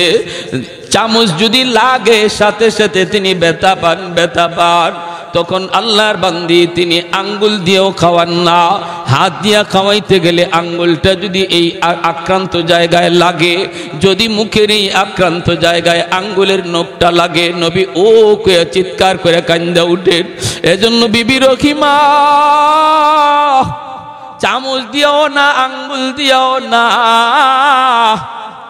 নিজের জিহ্বাটারে তিনি চামচ বানাইয়া এই জিহ্বার মধ্যে হালুয়া উঠাইয়া জিহ্বাটা স্বামীর মুখের ভিতরে ঢুকাইয়া খানা খাওয়ান। অলকমের ভিতরে জিহ্বাটা ঢুকে তিনি খানা খাওয়ান। এইভাবে তিনি স্বামীরে খাওয়ান। দিনের বেলা তিনি মানুষের বাড়িতে যায় কাম করেন, কিছু কাম কইরা খাওয়ানোর ব্যবস্থা করেন। এইভাবেই চলছে। এইভাবেই চলছে রে ভাই। ভাইরা বন্ধুরা, একদিন তিনি কাম পান নাই, কোথাও কোনো কাম কাজ পান নাই। গেছেন একজন ইহুদি মহিলার বাড়িতে, যাইয়া তিনি বলতেছেন, মা গ, ঘরে কোনো কাম আসেনি, আমাকে কোনো কাম দেওয়া যাবেনি। মহিলায় কয়, না না, আমার বাড়িতে কোনো কাম নাই, কাজের লোক লাগে না, কাজের লোক লাগে না। তখন তিনি বলতেছেন, তুমি হালুয়া পাকাইছো, একটু হালুয়া দিবানি, আমার স্বামীর জন্য একটু হালুয়া নিব। মহিলায় কয়, আমি বিনা টাকায় বিনা পয়সায় হালুয়া দেই না, আমি তো বিক্রি করি। তখন আল্লাহর বান্দি বলেন, মাগো কিছুই তো নাই, কি দিয়ে তোমার আমি দেব, কি বদলা দেব, দেবার তো কিছুই নাই। আমার জন্য চাই না, আমার জন্য চাই না, আমার একজন অসুস্থ স্বামী, আমার অসুস্থ স্বামী জঙ্গলের ডাস্টবিনের পাশে রেখে এসেছি, অসুস্থ ক্ষুধার্ত তার জন্য। মহিলায় কয়, না আমি এমনে দেই না, এমনে দেই না, পয়সা লাগে, পয়সা দিব কোত্থেকে? তখন ওই মহিলা কয়, পয়সা নাই তো ভাগো, দেওয়ার কোনো সুযোগ নাই, কিন্তু একটা কাজ করলে দিতে পারি। বলে কি কাজ? কয়, তোমার চুলগুলি অনেক লম্বা দেখা যায়, যদি কিছু চুল কাইটা আমাকে দেও, এই চুলের বিনিময়ে তোমাকে হালুয়া দেব। আল্লাহর বান্দি বিবি রহিমা কয়, না না মাগো, তুমি এমন কথা বইল না গো, আমার লম্বা চুল থাকার কারণে আমার স্বামী আমার চুলে দইরা বসা থেকে মাঝে মাঝে দাঁড়ায়, আমার চুলটারে আমার স্বামী লাঠি বানায়। আর একটু জোরে কোন সুবহানাল্লাহ। ও আমার মা বোনেরা, খেয়াল করে শুনো, আমার নবী রহমতের নবী বলেছেন, আইয়ুমা ইমরাতিন ইদা সাল্লাত খামসাহা ওয়া সামাত শাহরাহা ওয়া হাফিজাত ফারজাহা ওয়া আতাআত বালাহা। নবী বলেন, যেই মহিলা 4টা কাজের জিম্মাদার হয়ে যায়, আল্লাহর তৈরি জান্নাতের যে কোনো দরজা দিয়ে ঢুকবে, কেউ তারে বাধা দিবে না, বাধা দেওয়ার কোনো সুযোগ তার নাই। 1 নাম্বার হলো, যদি কোনো মহিলা নামাজের হিসাবটা ঠিক মতো আল্লাহরে বুঝাইতে পারে, ওয়াক্ত মতো নামাজ পড়া নেয়, পরের ওয়াক্তে নামাজ নেয় না, যথা টাইমে নামাজ যেই মহিলা আদায় করে। 2 নম্বর হলো, যেই মহিলা রমজান মাসে রোজা ঠিক মতো রাখে। 3 নম্বর হলো, নবী বলেন, যেই মহিলা খাস পর্দা করে, খাস পর্দা বলতে আমরা কি বুঝিনি রে ভাই? খাস পর্দা হলো ঘরের পর্দা, বাহিরের পর্দা। ঘরেও কিন্তু পর্দা আছে, বাহিরেও পর্দা আছে। বাহিরের পর্দা হলো বের হওয়ার সময় মোটা কাপড়ের বোরকা পরে বের হও, ঢিলা ঢালা বোরকা পরে বের হও, এটা হলো বাহিরের পর্দা। মুখটাও তোমার ঢাকা থাকবে, হাত মোজা পা মোজা লাগানো থাকবে, এটা হলো বাহিরে বের হওয়ার পর্দা। আর যদি একান্ত ঘরে তুমি থাকো, তুমি ঘরে থাকো, ঘরেই থাকো, একান্ত প্রয়োজনে বের হলে মোটা কাপড়ের বোরকা পরে বের হবা। ঘরের ভিতরে থাকলে তোমার পর্দা আছে। চাচাতো ভাইয়ের সাথে পর্দা করা তোমার ফরজ, মামাতো ভাইয়ের সাথে পর্দা করা ফরজ, খালাতো ভাইয়ের সাথে পর্দা করা ফরজ। এমনি ভাবে ভাইয়েরা বন্ধুরা, গ্রামের সম্পর্কের চাচা, গ্রামের সম্পর্কের নানা, গ্রামের সম্পর্কের দাদা, গ্রামের সম্পর্কের মামা, গ্রামের সম্পর্কের যত যা কিছু আছে সব হলো তোমার জন্য বেগানা, বেগানা। তাদের সাথে দেখা করা তোমার জন্য হারাম, কথা বলা হারাম। তো ঘরের পর্দা, বাহিরের পর্দা যেই মহিলা করলো, 4 নাম্বার নবী বলেন, যেই মহিলা স্বামীর কথা মতো চলে, স্বামীরে খুশি রাইখা চলে। যেই মহিলা মারা যায় আর ওই অবস্থায় তার স্বামী তার উপর খুশি থাকে, নবী বলেন, মরতে দেরি, জান্নাতে যাইতে দেরি না। ভাইরা আমার, এজন্যই তো বিবি রহিমা কি পরিমাণ স্বামীর খেদমত, কি পরিমাণ স্বামীর জন্য ত্যাগ, কি পরিমাণ কুরবানি। ওই মহিলা কই, চুল কাইটা দিবা তবে আমি তোমাকে হালুয়া দেব। আল্লাহর বান্দি কয়, চুল কাটা যাবে না, কারণ যদি আমি চুল কাটি আমার স্বামী কেমন করে বসা থেকে উঠবে, কেমন করে তিনি বসা থেকে উঠবে। ইহুদি মহিলা কই এত কিছু বুঝি না, যদি আমার কাছ থেকে হালুয়া নিতে হয় চুল দেওয়া লাগবে। তিনি বাধ্য হয়ে গেলেন চুল দেওয়ার জন্য, সাথে সাথে একটু চুল কাইটা দিয়া দিল। স্বামীর কারণে নিজের চুলটা তিনি কিছু দিয়া দিলেন কাইটা। শয়তান কিন্তু সুযোগ পায়া গেছে, শয়তান পিছনে লাইগা আছে কেমন করে স্বামী স্ত্রীর ভিতরে একটা ভুল বুঝাবুঝি সৃষ্টি করাইতে পারে। শয়তান যদি স্বামী স্ত্রীর মধ্যে ভুল বুঝাবুঝি করাইতে পারে, তালাকের পর্যায়ে নিতে পারে, সংসার যদি ভাঙ্গা দিতে পারে। আল্লাহর নবী বলেন শয়তানের জীবনের যত শয়তানি আছে রে, সমস্ত শয়তানির ভিতরে সবচেয়ে বড় শয়তানি হলো তালাক। সবচেয়ে বড় শয়তানি হলো ঘরের মধ্যে স্বামী স্ত্রীর ভিতরে গন্ডগোল। নবী বলেন একদিন ইবলিস সবগুলি ইবলিস রে নিয়ে একসাথে বইয়া বলতেছে আজকে কে কি খারাপ কাজ করছো একটু তালিকা দাও। একজনে কই একজন লোক মসজিদে যাইতেছিল, শয়তানি করে আমি মসজিদ থেকে ফিরাইয়া দিছি, আর মসজিদে যাইতে দেই নাই। কয় এটা তো সামান্য কাম, বড় কোনো কাম না। শয়তান কিন্তু মুকুট নিয়ে বসা, পুরস্কার নিয়ে বসা, এই লোকে পুরস্কার দিল না। আরেকজন রে কয় আমি মাপে কম দেওয়াইছি, আমি একটা দোকানদার রে বুদ্ধি কইরা মাপে কম দেওয়াইছি। শয়তান কয় এটাও বড় কোনো পাওয়ার কিছু না। একে একে সবাই সব দিল। একজনে কয়ে উঠছে উস্তাদজি আমি একটা কাম করছি। বলে কি কাম করছ? কয় স্বামী স্ত্রীর ভিতরে ঝগড়া লাগাইয়া স্বামীর মুখ দিয়া 3 তালাক দেওয়াইছি। ইবলিস সিংহাসন থেকে লাফ দিয়ে উঠে গেছে, ওইটাই দৌড় দিয়া যায় তার মাথার মধ্যে পুরস্কার এই মুকুট দিয়া কয় তুই আজকে সবচেয়ে বড় শয়তানি করছ, তুমি আমার কাছ থেকে পুরস্কার পাওয়ার যোগ্য। কারণ যেই সংসারের ভিতরে তালাক হয়, তালাকের দ্বারা শুধু স্বামী স্ত্রীর জীবন নষ্ট হয় না রে যুবক, তালাকের দ্বারা অবলা সন্তানগুলির জীবন নষ্ট হয়ে যায়।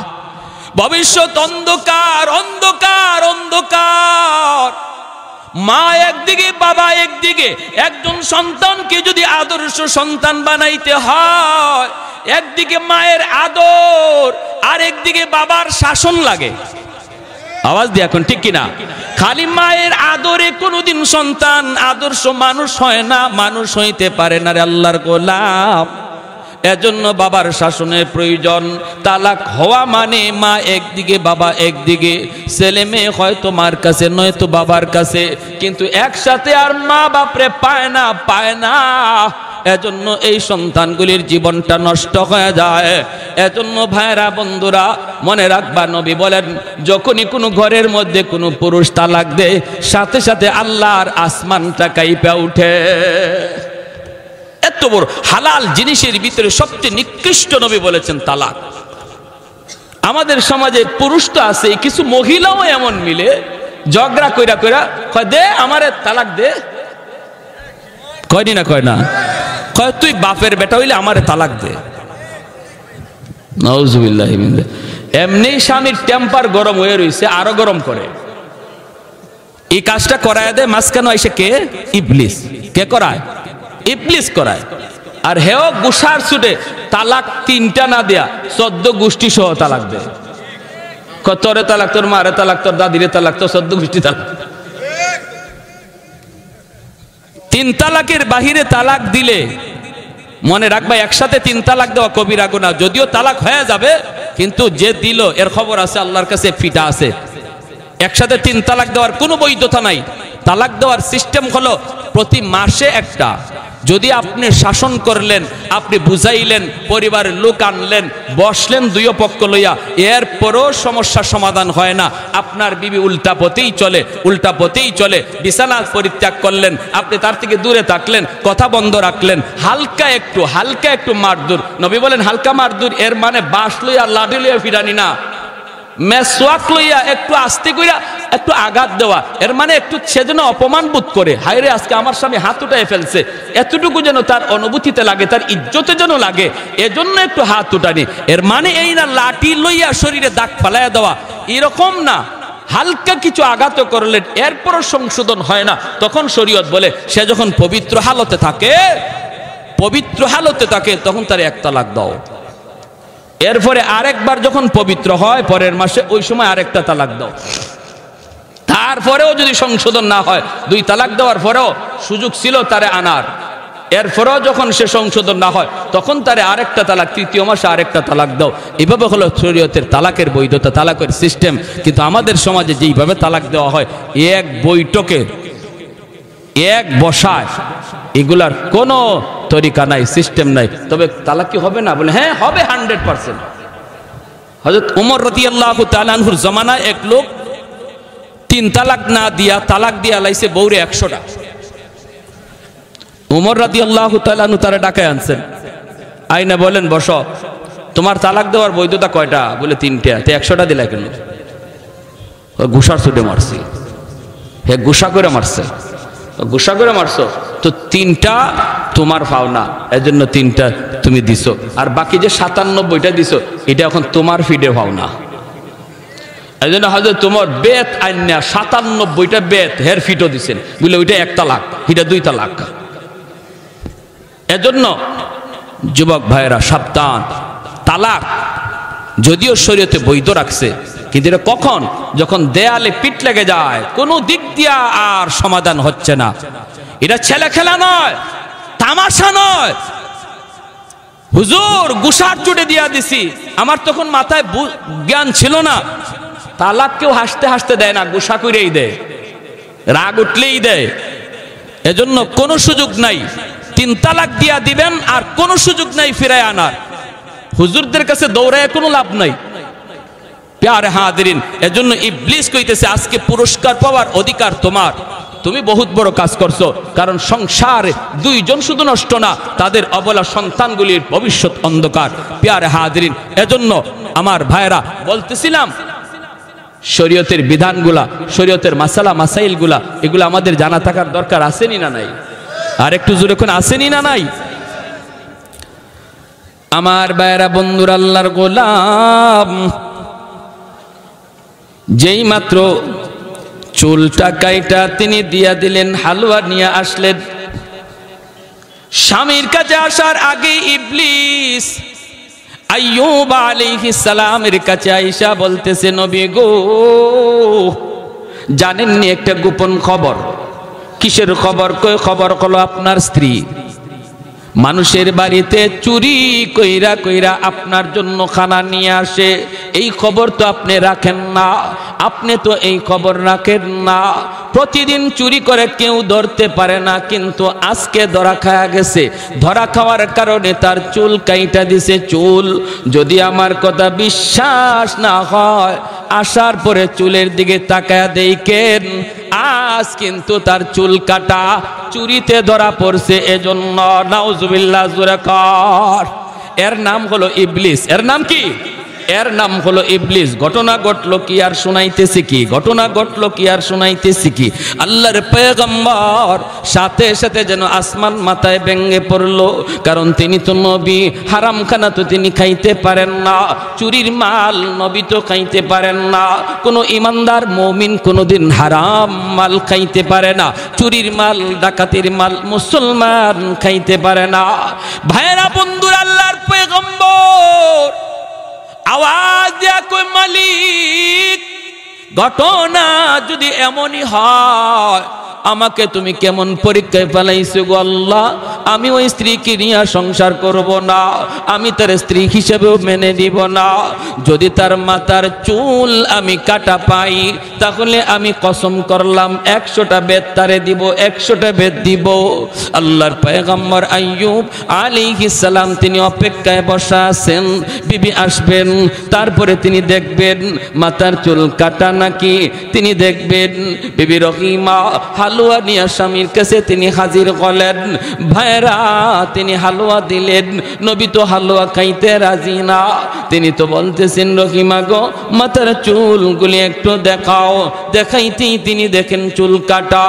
আল্লাহর নবীর কলিজার মধ্যে যেন রক্তক্ষরণ হয়ে যায়। হায় রে, আমি কি শুনলাম? যা শুনলাম তা তো বাস্তব। সাথে সাথে তিনি বলেন রহিমা গো, ও রহিমা, তুমি না একজন নবী পরিবারের মেয়ে, তুমি না নবী পরিবারের মেয়ে গো, কেমন করে তুমি এমন কাম করলা? আমি তো চুরির মাল চাই না, ডাকাতির মাল চাই না, আমি না খায়া মরতে রাজি, তবু হারাম খানা খাইতে রাজি না। হারাম খানা যদি ঘরের ভিতরে ঢুকে রে ভাই, হারামের বদাসর, হারামের বদাসর নিজের মধ্যে পড়ে, সন্তানের মধ্যে পড়ে। সুদের টাকা যদি আপনি ঘরে ঢুকান, সন্তানের রক্ত মাংস হারাম টাকা দিয়ে বড় হয়। এই সন্তান বড় হওয়ার পরে কোনোদিন নামাজি হয় না, আলেমদের পক্ষে কথা বলে না, ইসলামের পক্ষে কথা বলবে না, বাপ মার সাথে ভালো আচরণ করবে না, বাপ মার সাথে বেয়াদবি করবে, বাবার সাথে বেয়াদবি করবে, বাবার গায়ে হাত উঠাইতে পারে, কারণ তার শরীরে রক্ত মাংস তুমি বাবা হারাম টাকা দিয়া বড় করছ। আজ আমাদের সমাজের চিত্র এত খারাপ, এত খারাপ। কেন সন্তানগুলি বেপথে বেলাইনে চলে গেল? মায়ের কথা শুনে না, বাবার কথা শুনে না। কত বাবার অভিযোগ, হুজুর একটু পানি ফোড়া দেন, হুজুর একটু পানি ফোড়া দেন, পোলারে পাই না, হুজুর একটু পানি ফোড়া দেন, পোলাটায় কথা শুনে না, হুজুর একটু পানি ফোড়া দেন, মেয়েটায় কথা শুনে না। আমি যদি জিজ্ঞেস করি বাবারে তুমি কি করো, কি করো, কি করো, কিভাবে টাকা কামাই করছো, খবর নিয়ে দেখা যায় প্রতিদিন ঘুষ খাইছে, ঘুষের টাকা দিয়া সন্তান রে বড় করছে। যদি আমি বলি ছেলের জন্য আপনাকে যদি এক গ্লাস পানি পরা দিতে হয়, আপনার জন্য পানি পরা দিতে হবে এক জগ। মানুষগুলি কয় হুজুরদের পানি পড়ায় কাম হয় না, কাম হয় না। আমি বলি না, পানি পড়া কাম হয়, কিন্তু ওই পানি পড়া যেই ঘরে যে ঢুকবে, এই ঘরে ঢুকার সময় যায় দেখে ঘরের রহমতের দরজা বন্ধ, কারণ ঘরের ভিতরে সুদ ঢুকে, ঘরের ভিতরে ঘুষ ঢুকে, ঘরের ভিতরে হারাম ঢুকে। যেই ঘরে হারাম ঢুকে এই ঘরে গজবের দরজা খোলা, রহমতের দরজা বন্ধ। ইমাম সাহেব পানি পড়া দেয়, পানি পড়া আপনার ঘরে গিয়ে ঢুকতে পারে না, কারণ রহমতের দরজা বন্ধ, গজবের দরজা খোলা। ঠিক না? ঠিক না? আইয়ুব নবী ডাক দিয়ে বলতেছেন বিবি গো মরে যাব তবু চুরি করা মাল খাবো না, হারাম খাবো না, হারাম খাবো না, হারাম খাবো না। বিবি রহিমা তখন বলেন স্বামী গো কেমন করে তুমি বুঝলা এটা হারাম? কই তুমি কারো বাড়িতে চুরি কইরা মাল আনছো, এজন্য তোমার চুল কাইটা দিছে, চুল কাইটা দিছে। আল্লাহর বান্দি তখন চোখের পানিটা সাইরা বলতেছেন স্বামী গো কে তোমারে এমন বলছে? কই গ্রামের একটা মানুষ। সাথে সাথে তিনি কান্দেন আর বলেন স্বামী বিশ্বাস করো আমিও নবী পরিবারের মেয়ে গো, চুরি করি নাই, আমার বাপ দাদা কেউ চোর ছিল না, কেউ চুরি করতে শিখায় না। আমার ঘটনা হলো এমন, ইহুদি মহিলা আমাকে দিতে চায় না, বাধ্য হইয়া আমি চুলটা দিছি। এইবার আল্লাহর নবী তিনি বুঝে ফেলছেন এটা ইবলিস ছিল, ইবলিস। এখন তিনি কসম তো করে ফেলছেন, কসম তো করে ফেলছেন। আল্লাহ পাক জিব্রাইল আমিনকে পাঠাইছে, জিব্রাইল আমার নবী তো কসম করে ফেলছে চুল কাটা দেখলে 100টা বেত্রাঘাত করবে, কসমটা তো পুরা করা দরকার। ও জিব্রাইল তাড়াতাড়ি করে যাও, যাই আমার আইয়ুব নবীকে বলো 100টা ছোট ছোট বাঁশের কঞ্চি এক জায়গায় যেন একত্রিত করে তারপরে আস্তে করে যেন রহিমাকে আঘাত দেয়, আমি আল্লাহ কসম পুরা করে নিব। একটু জোরে কোন সুবহানাল্লাহ, আর একটু জোরে কোন সুবহানাল্লাহ। সকল ক্ষমতার মালিককে, ফরমান আসে কার কাছ থেকে? আদেশ মানব কার? আমার যুক্তি যেখানে শেষ সেখান থেকে আল্লাহর কুদরত শুরু হয়, ঠিক কি না? আমার যুক্তি যেখানে শেষ সেখান থেকে আল্লাহর কুদরত শুরু হয়। তোমার আমার যুক্তি যেখানে শেষ সেখান থেকে আল্লাহর কুদরত শুরু। তুমি বলতেছো কোরআনে এই কথা কেমনে আসলো, জান্নাত জাহান্নামের আলোচনা কেমনে আসলো? উলামায়ে কেরামের কথার মাঝখানে কেউ কোনোদিন পণ্ডিতি করবা না, কারণ উলামায়ে কেরাম নিজের থেকে কিছু বলে না, যা বলে আল্লাহর কথা বলে, যা বলে নবীর কথা বলে। অতএব উলামায়ে কেরামের কথার সাথে পণ্ডিতি করতে চাইলে তোমাকেও কোরআন হাদিসের পণ্ডিত হওয়া লাগবে। ইঞ্জিনিয়ারের সাথে আমরা দ্বন্দ্বে যাই না, তোমরা কেন দ্বন্দ্বে আসো? ডাক্তারের সাথে আমরা দ্বন্দ্বে যাই না, ডাক্তার তুমি কেন আমাদের সাথে দ্বন্দ্বে আসো? মেজরের সাথে আমরা দ্বন্দ্বে যাই না, তুমি কেন আমাদের সাথে দ্বন্দ্বে আসো? যে যেই বিভাগের পণ্ডিত সেই বিভাগ নিয়ে পণ্ডিতি করো, ভিন্ন বিভাগে যাওয়ার চেষ্টা করবা না। কারণ এদেশের মানুষের মাথার মুকুট হলো উলামায়ে কেরাম।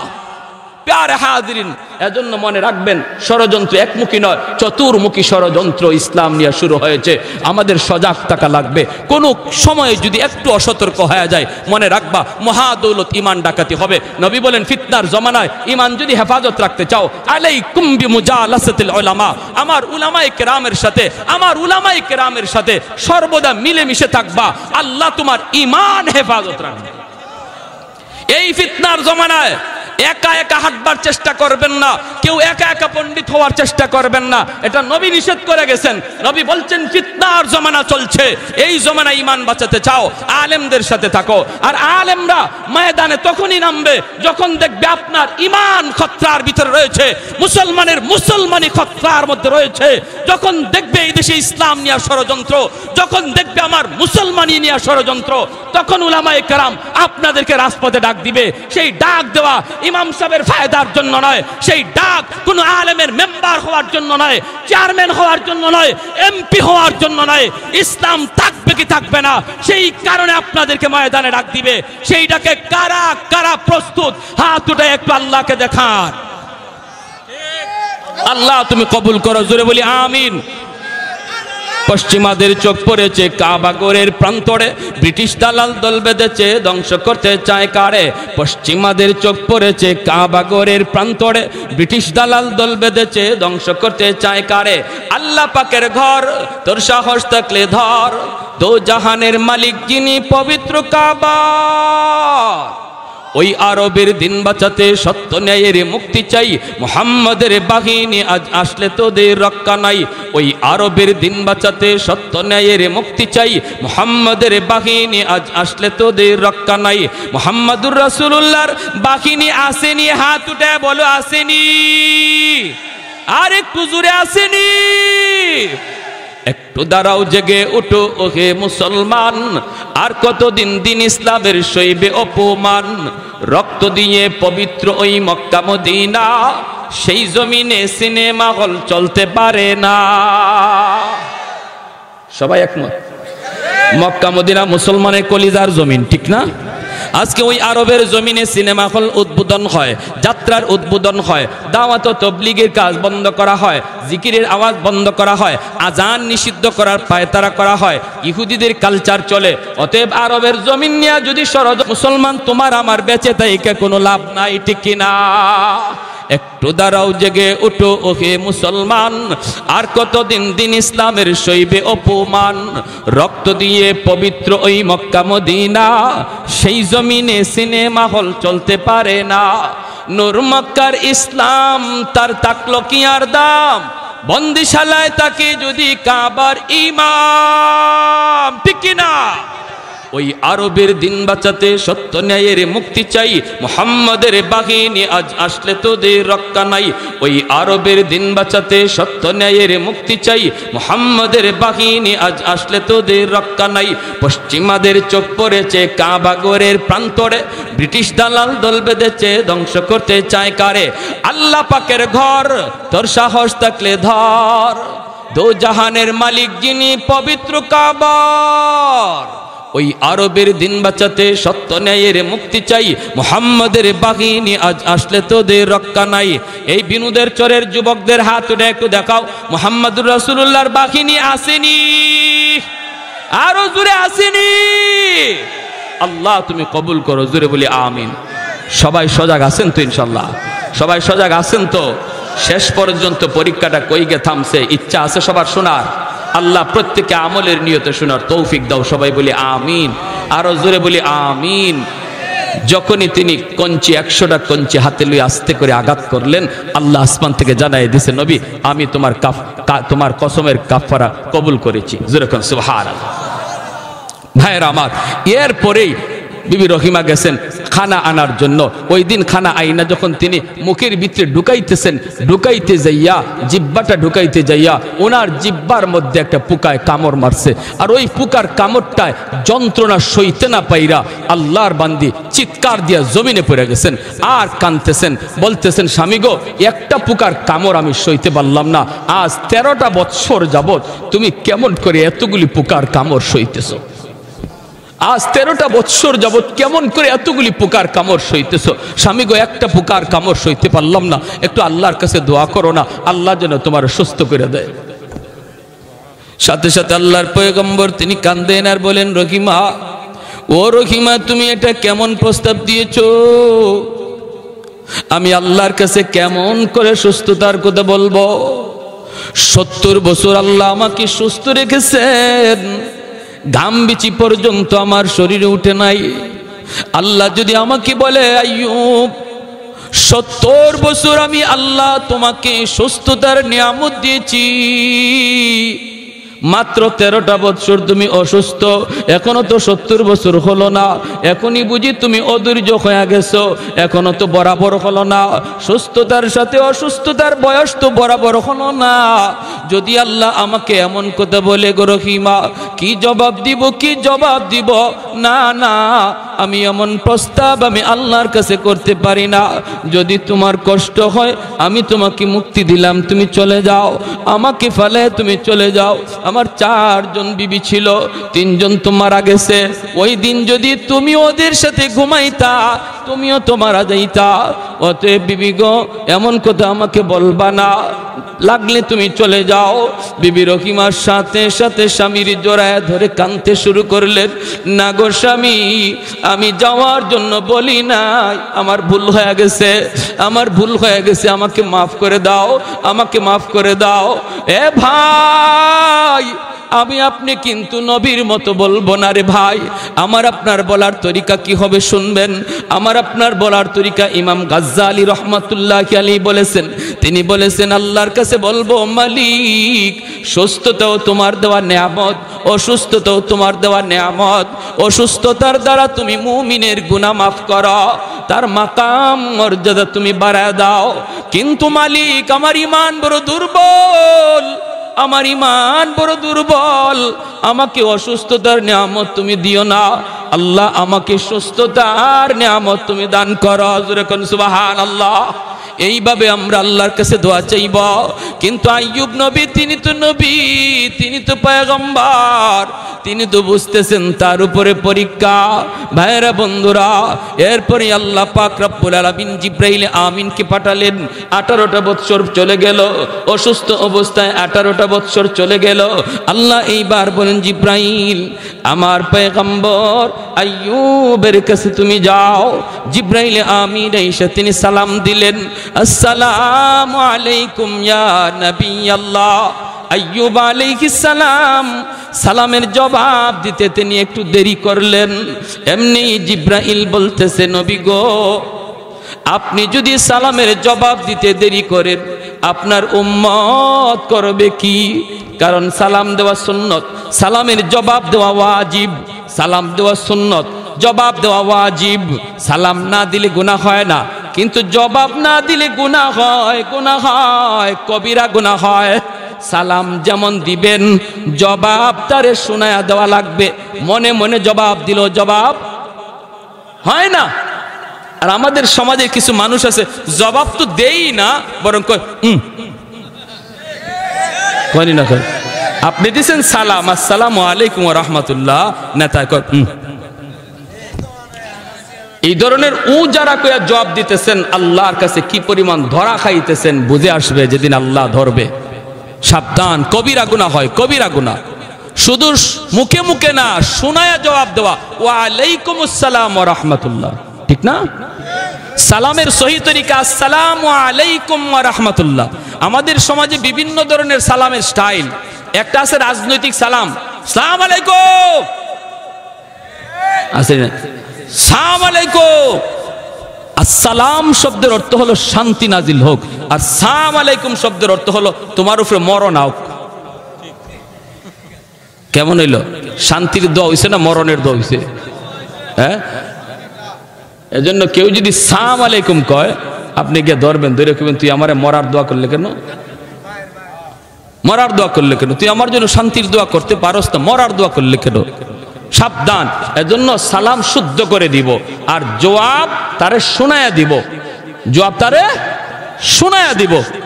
সালাম পাওয়ার সর্বপ্রথম হকদার হলো বাপ মা। আমাদের সমাজে আমরা আছি যারা সালাম কম বেশি করি, কিন্তু বাপ মারে সালাম করে এমন সন্তান খুব কম।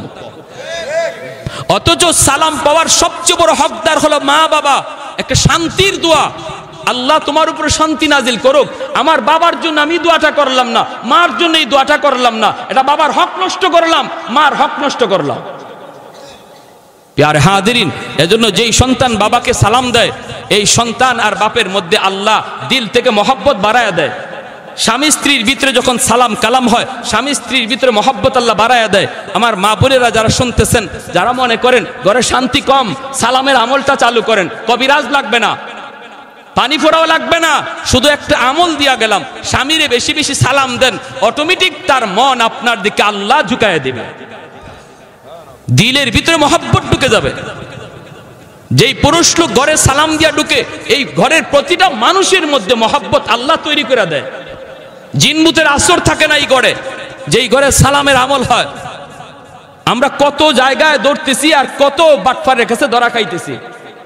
হ্যাঁ, হাজার হাজার টাকা খরচ হইতেছে, যদি বাটপারে লাগাল পায় জিন ছাড়াবে। আপনার জিন ছাড়ানোর তরিকা আপনারই শিখাই দিলাম। আপনি খালি ঘরে সালাম দিয়ে ঢুকেন, জিনের 14 গোষ্ঠী ভাগবো, কেউ ঘরে থাকবে না। প্যারে হাজিরিন, জিব্রাইল আলাইহিস সালাম বলতেছে, নবী গো, আপনি যদি সালামের উত্তর দিলেন দেরি কইরা, উম্মতে করবে কি? আইয়ুব আলাইহিস সালাম তখন ডাক দিয়ে বলেন, ভাই জিব্রাইল, কেন একটু দেরি করেছি তুমি শুনবা? বলে কেন? যখন তুমি আমাকে সালাম দিয়েছ, তখনই আমার জিহ্বার মধ্যে একটা পোকা উঠছে। আমি ওই পোকাটা যখন আমার জিহ্বায় উঠছে, আমি যদি ওই মুহূর্তে তোমার সালামের জবাব দিতাম, পোকাটা আমার জিহ্বা থেকে মাটিতে পড়ে যেত। পোকাটা আইছে মাত্র খাওয়ার জন্য। আমার ভয় হয়েছে কিয়ামতের ময়দানে পোকা যদি আল্লাহর কাছে নালিশ করে বসে, মালিক তুমি পাঠাইছিলা তোমার পয়গম্বরের কাছে আমাকে মেহমান বানায়া, কিন্তু সে আমাকে খাইতে দেয় নাই, আমাকে জমিনে ফেলায় দিছে। এই ভয়ে আমি সাথে সাথে জবাবটা দেই নাই, জিহ্বাটা নাড়াই নাই। যখন পোকাটা আমার জিহ্বার উপর থেকে সরছে, তখন সালামের জবাব দিছি। মালিক আসমান থেকে ডাক দেয়া কই, জিব্রাইল, আমার পয়গম্বর আইয়ুবের জবাব তুমি কেমন পাইছো? জিব্রাইল আমিন কই, মালিক আসমানের নিচে জমিনের উপরে এত সুন্দর জবাব আমি শুনি নাই। আল্লাহ, আমাদের বুঝ হয়ে গেছে তোমার পয়গম্বর সবগুলি পরীক্ষায় জিপিএ 5 পেয়ে পাশ করেছে। আল্লাহ, আমি জিব্রাইল সুপারিশ করি আর পরীক্ষা দিও না। আল্লাহ, তুমি তোমার পয়গম্বরে আর কষ্ট দিও না। সব তুমি নিয়ে গেছো, এরপরও তোমার জিকির সারে না। আল্লাহ পাক রব্বুল আলামিন কয়, জিব্রাইল, আমার পয়গম্বরকে বলো পায়ের গোড়ালি দিয়া জমিনের ভিতরে যেন আঘাত করে, জমিনে যেন আঘাত করে। পায়ের গোড়ালি দিয়া আঘাত করলেই পানি জমজমের পানির মতো বের হবে। এই পানিটা খাইলে পরি তার সমস্ত শরীর থেকে পোকাগুলি জর্জরে পড়ে যাবে। নবী কয়, বাইরে জিব্রাইল, আমি কি দিয়া জমিনে আঘাত করব? আমার পায়ের গোড়ালি তো নাই, পোকা তো পাটাও খেয়ে ফেলেছে। জিব্রাইল কয়, নবী গো, আপনার অবস্থা দেখে আমি জিব্রাইল চোখের পানি রাখতে পারি না, যা আছে তা দিয়ে এই জমিনে আঘাত করেন। এই পচা পাটা দিয়া জমিনে আঘাত করলেন, আল্লাহ পাক সাথে সাথে জমজমের পানির মতো পানি আল্লাহ বের করে দিলেন। এইবার আল্লাহ বলতেছেন জিব্রাইল আমার পয়গম্বরে বলো পানি যেন পান করে। জিব্রাইল আলী আমিন যখন বললেন পয়গম্বর পানিটা হাতে নিয়ে বিসমিল্লাহ বলে পানিটা পান করা মাত্রই সমস্ত শরীর থেকে পোকাগুলি ঝরঝরায়া মাটিতে পড়ে গেল। ও জিব্রাইল শুধু তা নয়, পানিটা হাতে নিয়ে শরীরের মধ্যে মাখাইতে বলো, আমি আল্লাহ তারে 25 বছরের পূর্ণ যুবক তারে বানায় দেব। পানিটা হাতে নিয়ে তিনি শরীরটা আবার মাখলেন, আল্লাহ পরিপূর্ণ যৌবনতা আবার দান করল, রূপ লাবণ্যতা আল্লাহ আবার ফিরাইয়া দিল, হারানো নিয়ামত আল্লাহ আবার ফিরাইয়া দিল। পাহাড়ের কোনার মধ্যে বসে বসে আল্লাহর জিকির করতেছেন। বিবি রহিমা তিনি খাবার নিয়ে আসলেন, আয়েশা দেখেন স্বামী নাই, যেখানে স্বামীরে রেখে গেলেন সেখানে স্বামী নাই। ডাইনে বামের সামনে তাকান, হায় হায় আমার স্বামী কোথায়? হয়তো জঙ্গলের বাঘ বুঝি খেয়ে ফেলেছে, জঙ্গলের বাঘ ভাল্লুক বুঝি খেয়ে ফেলেছে। চারদিকে তাকান, দেখেন একজন যুবক অন্যদিকে মুখ করে তাকায় রইছে। পাশে গেলেন, যা বলতেছেন ভাই তুমি কি আমার ও স্বামীরে দেখছো? একজন অসুস্থ মানুষ অনেক দিন যাবত এই জায়গায় শুয়েছিল, আমি তারে খাওয়াইতেছিলাম, কাজ কইরে কইরে আইনা আজকে আইয়া দেখি আমার স্বামী নাই। তুমি আমার স্বামীরে দেখছো নি নাকি বাঘ ভাল্লুক আমার স্বামীরে খেয়ে ফেলেছে? এমনি আইয়ুব আলাইহিস সালাম চেহারাটা অন্যদিকে রাইখে বলতেছেন, তুমি কি তোমার স্বামীর চেহারা দেখলে তারে চিনবা? কয় হ আমি চেহারা দেখলে চিনব, চেহারা দেখলে চিনব। এই বলতেই তিনি চেহারাটা ঘুরান আর বলতেছেন, বিবি গো, ও বিবি আর কষ্ট করা লাগবে না, আল্লাহ আমার হারানো নিয়ামত সব আল্লাহ ফিরাইয়া দিছে। मैं तालिब मौला हूँ मेरे इश्क़ निराला, मैं तालिब मौला हूँ मेरे इश्क़ निराला, है जुमला जहाँ जिनके तजल्ली से उजाला, है जुमला जहाँ जिनके तजल्ली से उजाला, मादरुद जहाँ गैर खुदा यार नदारम, जुज़ याद खुदा हीचे दिगर कार नदारिम, जुज़ याद खुदा हीचे दिगर कार नदारिम। जोरे कुन अल्लाहु अकबर, আর একটু জোরে কোন আল্লাহু আকবার। এজন্য আমার ভাই সব নিয়ামত আল্লাহ ফিরাইয়া দিছেন, বিবিদেরকে আল্লাহ আবার জিন্দা করে দিছেন, 6টা সন্তানকে আল্লাহ আবার জীবিত করে দিছেন। যেরকম সুবহানাল্লাহ। সহায় সম্পদগুলি আল্লাহ ফিরাইয়া দিছেন। তাফসীরের কিতাবের ভিতরে লিখেন, সাইয়্যিদুনা আইয়ুব আলাইহিস সালাম তিনি নিয়ামত ফিরে পাওয়ার পর যেই রাস্তা দিয়ে তিনি হাঁটতেন, পিছন দিকে স্বর্ণের বৃষ্টি নাজিল হইত। সুবহানাল্লাহ। জোরে কোন। এতগুলি নিয়ামত কখন? যখন সবর করছেন, বিপদে পইরা সবর করছেন। আমি আপনিও যদি সবর করি, আল্লাহ সুসংবাদ দিয়েছেন, সুসংবাদ। অভাবে আসরে আল্লাহর গোলাম, সাবধান মনে রাখো, অভাবে পইরা স্বভাব নষ্ট করো না, অভাবে পইরা স্বভাব তুমি নষ্ট করো না। মনে রাখবা, অভাবী মানুষ অভাবের ভিতরে যখন তাকে আল্লাহ তারে পরীক্ষা নেন, অভাবের ভিতরে পইরা সে শুকুর করে কিনা। ধনী মানুষের উপর আল্লাহ পরীক্ষা নেন, ধন দৌলত পাইয়া সে শুকরিয়া আদায় করে কিনা, অভাবে মানুষে সবর করে কিনা।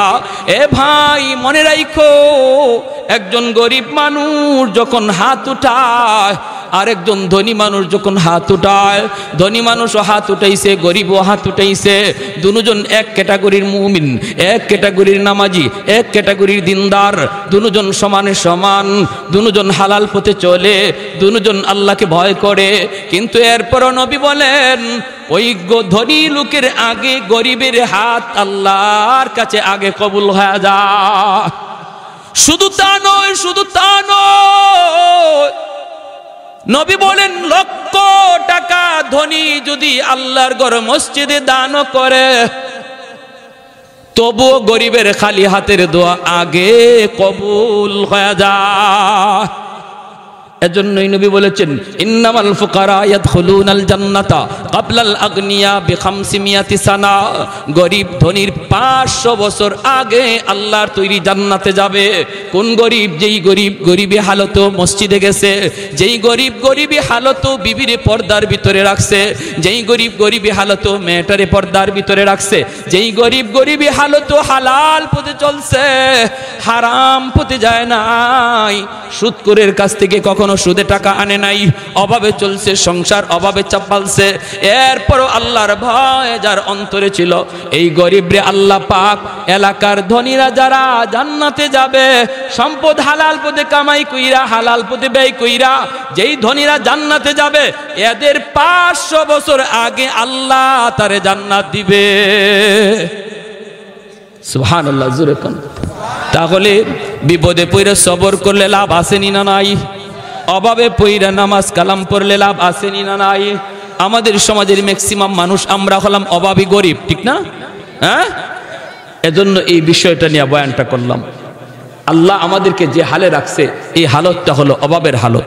এই হালতটা হলো শহরে বন্দরে যারা আছে, আমেরিকা লন্ডনে যারা আছে, এদের কোনো অভাব নেই। যখন মন চায় গাড়ি চড়ে, যখন মন চায় বিমানে চড়ে, যখন মন চায় যা তা কিনে। কিন্তু আমরা যখন মন চায় তা মন চাইলেও পারি না, ঠিক না?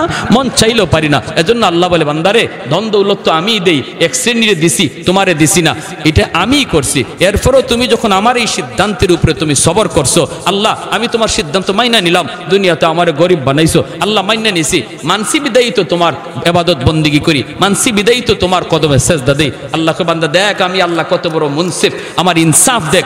দুনিয়াতে ধনী আরাম করছে, তোর থেকে 60-70 বছরে হায়াত পাইছিল এই ধনী, 60 বছর সে আরামের দিক দিয়ে তোমার চেয়ে আগে ছিল, 60-70 বছর আরাম করছে তোমার থেকে বেশি। আর আখিরাতের ময়দানে আরামের ব্যবস্থায় আমি আল্লাহ তার চেয়ে তোমারে 60 বছর আগে না 500 বছর আগে দিব। জোরে কর না সুবহানাল্লাহ।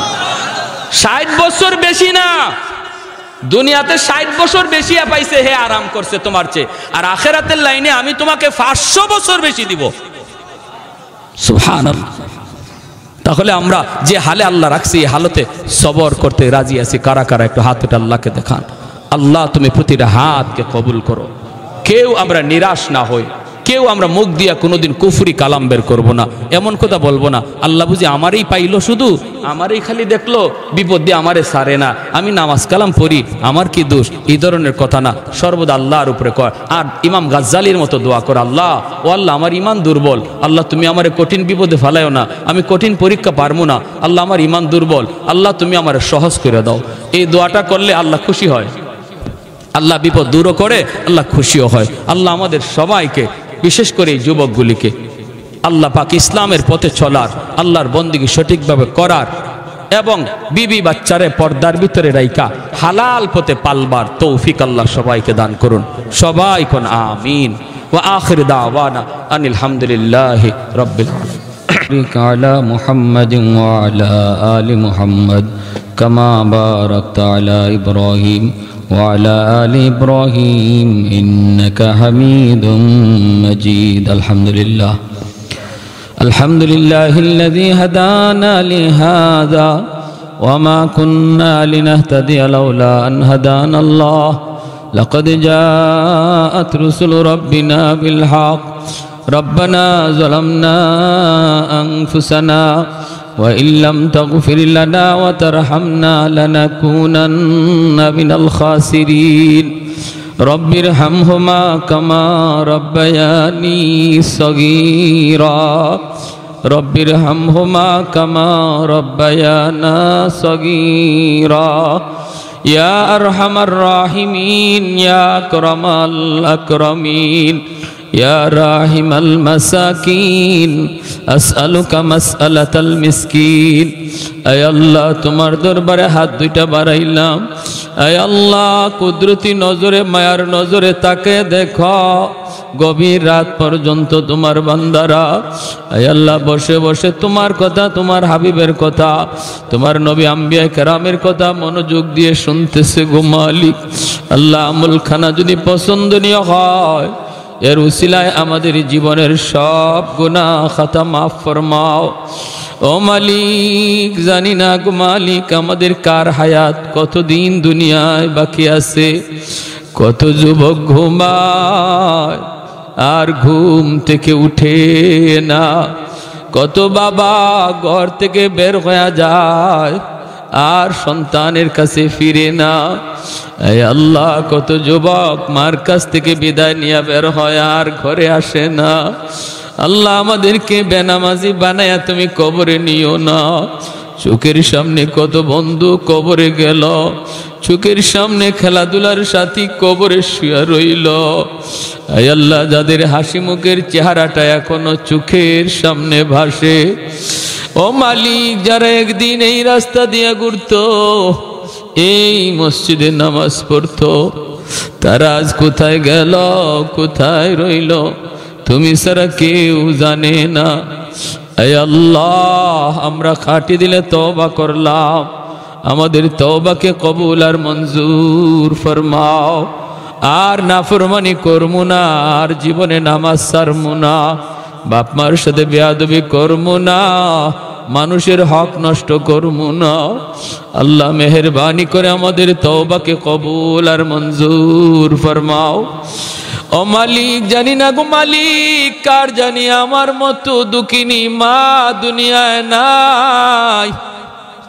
যার মা নাই সে জানে মা কত বড় নিয়ামত, যার বাবা নাই সে জানে বাবা কত বড় দৌলত।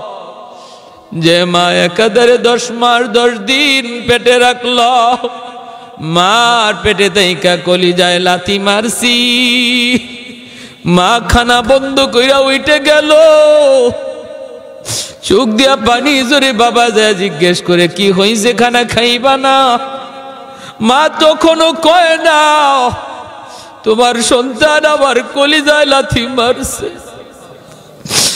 ও মালিক, কত রাত মা না ঘুমাইয়া এই গরু ওই করে হাইটা হাইটা রাত কাটাইলো। আমি দুনিয়া আসলাম, প্রস্রাব করে বিছানা ভিজায় দিছি, মা ভিজা বিছানায় শুইয়া আমাকে বুকে রাইখা সারা রাত কাটায় দিল। আমি ঘর থেকে রাগ করে বের হয়ে গেছি, সবাই ঘুমায়া পড়লো, দুঃখিনী মা ঘুমায় না। গভীর রাতে দরজার কিনারায় যদি আইসা আম্মা কইয়া ডাক দিছি, মার সাথে সাথে দরজা খুইলা দিছে। মালিক, এমনও মারে তুমি কবরে আযাব দিও না, এমনও মারে তুমি কবরে মাইরো না। মারুটা ডাইকা বলে, বাজান রে, মার কবরের পাশ দিয়া চইলে যাও, কবরটা দেখাও বুঝি মার কথা ইয়াদ হয় না। সন্তান যদি দিন না শিখে মার কবরের পাশ দিয়া, বাবার কবরের পাশ দিয়া চইলা যায়, গান গাইয়া বন্ধুদের সাথে হাসি তামাশা কইরে চইলা যায়, সন্তানরে যদি বাপ মা দিন শিখে যায়, মার কবরটা দূর থেকে দেখলেই কলিজা কামড় দিয়ে উঠে। বাবার কবরটা দেখলেই কলিজা কামড় দিয়ে উঠে। ইয়াসিন পইরা পইরা রওনা দে, সাথে সাথে গো মালিক তুমি বুঝি কবরের আযাব মাফ কইরা দাও। আয় আল্লাহ, এলাকার ঘরে ঘরে হাফিজে কোরআন আলেমে দিন কবুল করে নাও। স্কুলের ছাত্রগুলি, কলেজের ছাত্রগুলি রে পাক্কা নামাজি দিনদার কোরআন তেলাওয়াতকারী বানায়া দাও। যেই বাবা বাড়ি বানায়া দিয়া গেল, আমার মাথার উপরে লাইট জ্বলে ফ্যান ঘুরে। যেই বাবা খাইতে বসলে আমি সামনে দাঁড়াইছি, নিজের মুখের লোকমা আমার মুখে তুইলা দিছে। ঈদের দিনে বাবা সিরা লুঙ্গি পরছে, আমাকে নতুন কাপড় কিনে ঈদ নামাজে লয়ে গেছে। আল্লাহ, আমার মাথার উপরে লাইট জ্বলে ফ্যান ঘুরে, বাবা যেই করে শুয়েছে, আলো নাই বাতাস নাই, জান্নাতি আলো বাতাসের ব্যবস্থা কইরা দিও গো মালিক। আব্বা আম্মার কবরে জান্নাতি আলো বাতাসের ব্যবস্থা কইরা দিও। এই যুবকগুলি জানি না কার মা নাই, কার বাবা নাই, কার দাদা নাই, কার দাদি নাই, কার জানি আদরের বড় ভাইটা নাই। আয় আল্লাহ, মেহেরবানি করে এই মাহফিলের খাতিরে প্রত্যেকের কবরকে জান্নাতের বাগান বানায় দাও। আল্লাহ এই এলাকার সকল মুর্দেগান যেখানে কবরে শায়িত, আল্লাহ প্রত্যেকের কবরে এই মাহফিলের খবর তুমি পৌঁছায় দাও। আল্লাহ তাদের আওলাদ আজকে কোরআনের এত সুন্দর মাহফিলের আয়োজন করছে গো আল্লাহ, এই খাতিরে তাদের কবরকে জান্নাতের বাগিচা বানায় দাও। ও মাওলা, আম্মা আব্বা যাদের জীবিত হায়াতে বরকত দিয়া দাও, বাপ মার সেবা করার তৌফিক দাও। আল্লাহ যুবকগুলির হায়াতে বরকত দিয়া দাও, লেখাপড়ায় উন্নতি দাও, ব্যবসা বাণিজ্যে উন্নতি দাও, সামনের জীবনগুলি আসান করে দাও। ও মাওলা, মরণ পর্যন্ত কোরআনের খাদেম বানায় রাখো, সমাজের ভালো ভালো কাজগুলি তাদের দ্বারা করায় নাও। আয় আল্লাহ, সর্বদা উলামায়ে কেরামকে দিল থেকে মহব্বত করার তৌফিক দাও। আল্লাহ আমাদের এলাকার সমস্ত মানুষ সবাইকে আলেমদের সাথে মিলে মিশে থাকার তৌফিক দাও। মাওলায়ে করিম, ফিতনা ফাসাদ দূর করে দাও, হিংসা বিদ্বেষ অন্তর থেকে দূর করে দাও। ভাইয়ে ভাইয়ে মহব্বত, এলাকার মানুষের ভিতরে মিল মহব্বত তুমি বাড়ায় দাও। আল্লাহ প্রতিটা ঘরের মধ্যে শান্তি নাজিল করো, স্বামী স্ত্রীর মহব্বত বাড়ায় দাও। যেখানে অশান্তি আছে আল্লাহ তুমি শান্তি নাজিল করো। আল্লাহ ছেলেগুলিরে মা ভক্ত, বাবা ভক্ত সন্তান বানাও, যুবকগুলিরে পাক্কা দিনদার নামাজি বানায় দাও। অসুস্থ যারা আছে আল্লাহ সুস্থ করে দাও, পেরেশানিতে যারা আছে পেরেশানি দূর করে দাও। আয় আল্লাহ, আমাদের দেশের উপরে শান্তি নাজিল করো, অশান্তি দূর করো। আল্লাহ ফসলে বরকত দাও, প্রবাসীদেরকে আফত বিপদ থেকে হেফাজত করো। আয় আল্লাহ, ব্যবসায়ীদের ব্যবসায় তুমি বরকত দান করো। মাওলা, এই মাহফিলকে এলাকার জন্য নাজাতের উসিলা বানাও। ও সাল্লাল্লাহু তাআলা, আমার মা বোনদেরকে মাফ করে দাও। আল্লাহ, আমার মা বোনদেরকে তুমি জান্নাতি বানাও। মা বোনদেরকে পর্দা নিশিন কোরআন তেলাওয়াতকারিনী বানাও। যে মা বেশি বেশি কোরআন তেলাওয়াত করে